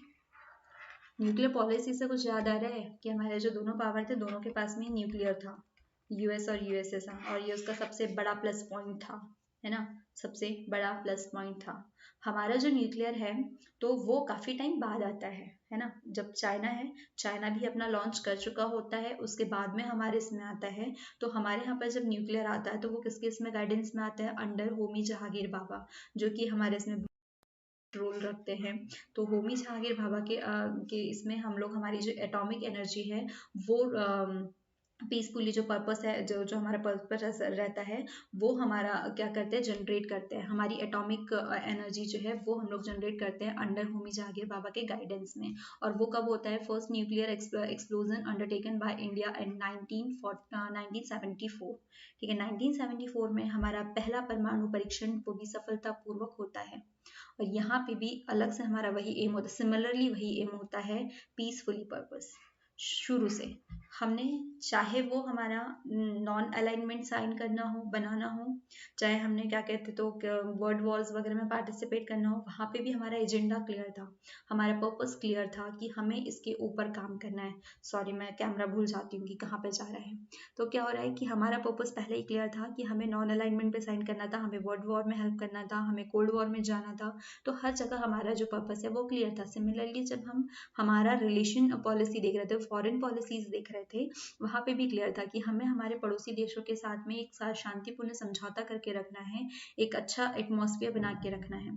तो सिमिलरली जो न्यूक्लियर पावर है, अभी तक के क्या हो रहा था कि ब्लास्ट वगैरह करने में ही काम आ रहे थे, एक दूसरे के अगेंस्ट यूज करने में आ रहे थे। लेकिन इंडिया जो है वो अपना माइंड पहले ही क्लियर रख चुका था कि हम न्यूक्लियर बना रहे। देखो, जो नेहरू जी थे वो साइंस और टेक में बिलीव करते थे, क्योंकि वो मानते थे कि अगर आप डेवलपमेंट चाहते हैं तो उसमें साइंस और टेक्नोलॉजी का उतना ही इक्वली रोल प्ले होता है। मतलब वो साइंस और टेक्नोलॉजी उतनी ही इक्वली उसमें रोल प्ले करती है जितना बाकी सारे डेवलपमेंट कर रहे हैं। तो हमें एक प्रॉपर एक अच्छा डेवलपमेंट चाहिए, तो वहाँ पे साइंस और टेक्नोलॉजी का, साइंस और टेक का उतना ही कंट्रीब्यूशन होना चाहिए। तो वो इसे मानते थे। लेकिन वो नेहरू जी जो है इसके थोड़े से अगेंस्ट इसलिए जाते हैं क्योंकि उन्हें कहीं ना कहीं ऐसा लगता है कि कहीं इसका आर्मी पावर के लिए तो यूज ना किया जाए। क्योंकि जब हम लोग कोल्ड वॉर के ड्यूरिंग मतलब कोल्ड वॉर एरा पढ़ रहे थे, तो हम लोगों ने, सॉरी, यूएसएसआर, जब हम लोगों ने पढ़ा था कि यूएसएसआर कैसे खत्म होता है, तो उस वक्त हम लोगों ने दोनों के बीच में रिलेशंस कन्वे करने के लिए हम लोग क्या कर रहे थे कि जितने भी न्यूक्लियस वगैरह है वो धीरे धीरे खत्म किया जाए, जो आर्मी वेपन्स है वो खत्म किया जाए। क्योंकि कहीं धोखे से एक दूसरे के ऊपर छुट गए तो क्या करेंगे, यही वाली कंडीशन आ रही थी। तो यहाँ पर यही क्लियर होता है कि ये जो मैं न्यूक्लियर हम लोग मतलब लॉन्च कर रहे हैं, जो हम लोग फर्स्ट न्यूक्लियर हमारा जो एक्सप्लोजन हो रहा है, तो वो क्या होगा कि एक शांतिपूर्ण वातावरण के लिए ही हो रहा है, एक ऐसे पर्पस से ही हो रहा है। मतलब इसका हमारा कोई उद्देश्य ऐसा नहीं है कि हम किसी युद्ध के लिए इसको रेडी कर रहे हैं या कुछ कर रहे हैं। तो हमारा परीक्षण इसी के पर्पस से हम कर रहे हैं, मतलब कोई अलग गंदा पर्पस जो है वो है नहीं। Nehru always had always put his faith to science and technology for rapidly building a modern India, जो चीज मैंने अभी आपको एक्सप्लेन की। Under the guidance of Homi J. Baba, Jahangir Baba, India wanted to generate atomic energy for peacefully purpose. That's clear कि उनका पहले से क्लियर पर्पस था।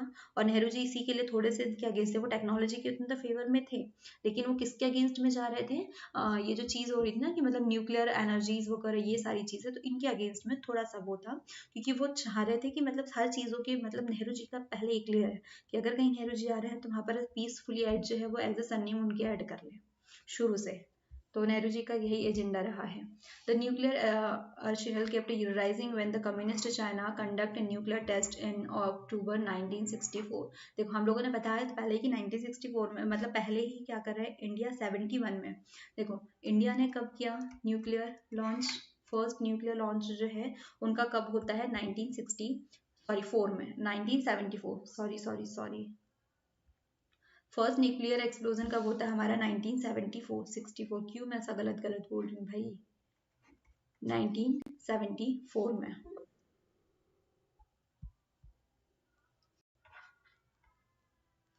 ओके, व्हाट हैपन,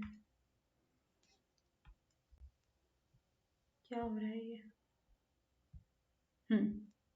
तो क्या हो रहा है 1974 में, 1974 में इंडिया जो है वो कर रहा है, इंडिया कर रहा है। और 1964 में कौन कर चुका है, हमसे 10 साल पहले, ठीक है, हमसे 10 साल पहले कौन कर चुका है, it's not 100, it's 10 years ago. 10 साल पहले हमारे चाइना जो है वो ऑलरेडी लॉन्च कर चुका है। हमारे पास 5 न्यूक्लियर वेपन पावर्स जो है किस किस के पास में है, the US, USSR, UK, France and China. देखो, first US, USSR, UK, France और चाइना। 5 लास्ट 5th नंबर पे कौन है, हमारा इंडिया। तो ये हमारे लिए बहुत प्राउड वाली बात भी हो सकती है। हाँ, ये हम थोड़ा ईगो मैटर न लाए तो, क्योंकि चाइना से पहले क्यों नहीं किया, तो ये वाली बात अलग है। तो हमारे पास 5 जो न्यूक्लियर वेपन पावर्स है वो किस किस के पास में, यूएस के पास, देन यूएसएसआर के पास आती है, फिर उसके बाद यूके, देन फ्रांस और फिर चाइना, और लास्ट कौन, मतलब 5th नंबर पे कौन आ रहा है हमारे पास में, इंडिया। तो इंडिया के पास में भी न्यूक्लियर पावर है, ठीक है। ताइवान देन रिप्रेजेंटेड चाइना, ठीक है। Also 5 permanent member of UN security council try to impose the nuclear non proliferation treaty in 1968 on the rest of the world. India always consider the end NPT is a discriminatory had refused to sign it। अब India जो है, क्योंकि देखो यहाँ पर सारी चीजें हो रहा है, तो India has refuse to sign it. India क्यों नहीं चाह रहा है? क्योंकि इंडिया शांतिपूर्ण वातावरण करना चाह रहा है। इंडिया को ऐसा कोई उद्देश्य नहीं है कि मैं अपनी चीज का गलत फायदा उठाऊं। इंडिया का पर्पस पहले ही क्लियर है, हमारे नेहरू जी क्लियर है, हमने उनके सरनेम के साथ पीसफुली वर्ड जोड़ रखा हुआ है। तो उनका पर्पस इतना क्लियर है कि हमें पीसफुली माहौल में चाहिए, तो वो इसीलिए इन पावर्स के साथ ऐड नहीं होना चाह रहे। इनका मोटिव मतलब ये थोड़े उग्रवादी टाइप से है कि मतलब कहीं ना कहीं शांति भंग वगैरह हुए तो ये सीधे उसका यूज कर ले, मतलब जो मिलिट्री वेपन्स है, न्यूक्लियर वेपन्स है, उसको यूज कर ले as a military weapon, military में अपने यूज कर ले, आर्मी फोर्स में उसे यूज कर ले। लेकिन हमारा मोटिव क्लियर है कि हमने सिर्फ हमारे पीसफुली मतलब प्रोसेस के लिए हमने इसको डेवलप किया है। हम किसी ऐसे अलग पर्पज से नहीं चाहते हैं जिससे कि ह्यूमैनिटी के ऊपर कोई भी साइड इफेक्ट हो, है ना। तो इंडिया जो है वो had refuse to sign it. India argue that it was committed to the policy of using nuclear power for only for peaceful purpose. यही कि जो इंडिया है वो सिर्फ पीसफुल पर्पस के लिए इसे यूज करना चाहता है, अदरवाइज इसका कोई इंटेंशन इसके ऊपर है ही नहीं। जब से लॉन्च कर रहा था तब तक है, क्योंकि देखो लॉन्च करना इसलिए इम्पोर्टेंट था क्योंकि हमें हमारी एक रेपुटेशन चाहिए थी, हमें हमारा डेवलपमेंट चाहिए था, क्योंकि हम साइंस और टेक्नोलॉजी में ही क्यों पीछे छुड़े, हमारे पास इतने टैलेंटेड लोग हैं, है ना, तो हम क्यों नहीं अपने आप को डेवलप करें। तो ये उस पर्पज से हमने जो फर्स्ट न्यूक्लियर लॉन्च था वो हमारा हुआ था इन 1974। तो इसी पर्पज से किया था, ना कि हमने किसी अलग पर्पज से, हमने किसी को गलत प्रूफ करने के लिए नहीं किया था, हमने हमारे फीचर्स को प्रूफ करने के लिए, हमने हमारे पॉजिटिव साइड जो है उसके लिए इस चीज का यूज किया था, है ना, नॉट फॉर ये जो यूएसएसआर टाइप्स हैं इन लोगों के लिए हमने इसे यूज किया था। तो here is the end of your chapter. जो फॉरेन पॉलिसी है वो यहाँ पे खत्म होती है। इन दिस चैप्टर हम लोगों ने कैसे देखा, वही कॉलोनी वाला, कि कैसे उनके रिलेशंस जो होते हैं अपने आसपास के लोगों से कनेक्ट होते हैं, कि किस तरीके से उनके रिलेशन कैसे काम करते हैं, किस तरीके से चाइना और जो इंडिया है उन लोगों के बीच में झगड़े हुए। इंडिया का पर्पस क्या था पहले से, जैसे कि उसने प्लानिंग कमीशन बनाया था, उसके पर्पस क्लियर थे कि किस किस एजेंडा को लेकर के उसे काम करना है, उसने क्या क्या पॉलिसीज बना रखी थी। सिमिलरली इंडिया वैसे ही फॉरेन पॉलिसी बनाने के लिए अपने एजेंडा क्लियर रखता है, क्योंकि जब दो लोगों के कनेक्शन होते हैं तो वहाँ पे वाद विवाद होता है। तो इसीलिए इंडिया ने पहले क्लियर कर लिया था कि मुझे पीसफुल माहौल चाहिए, ठीक है, वो किसी भी कंट्री से हो, मुझे पीसफुल माहौल जो है वो बनाना है। तो इस तरीके से फिर हमारा चाइना वाला वॉर भी फिनिश हुआ, हमने पाकिस्तान वॉर भी फिनिश किया, बांग्लादेश बना लिया, बांग्लादेश वॉर भी फिनिश हो चुका है। आई होप आपको अब तक ये सारा चैप्टर समझ में आया हो, न्यूक्लियर पॉलिसी समझ में आई हो। समझ में आई हो तब भी, ना आई हो तब भी, प्लीज़ एक बार क्विकली इस वीडियो को फिर से रिवाइज कीजिए, ताकि जितनी भी चीज़ें स्किप्ट हुई है वो आप तुरंतली रिवाइज करिए। एक नेक्स्ट चैप्टर हम लोग इसके MCQs सॉल्व करने वाले हैं, और इसके MCQs बहुत इंपॉर्टेंट होंगे, और उसके साथ में हम लोग एक फिर से क्विक सा रिविजन भी फिर से अगेन कर लेंगे। चलिए, थैंक यू।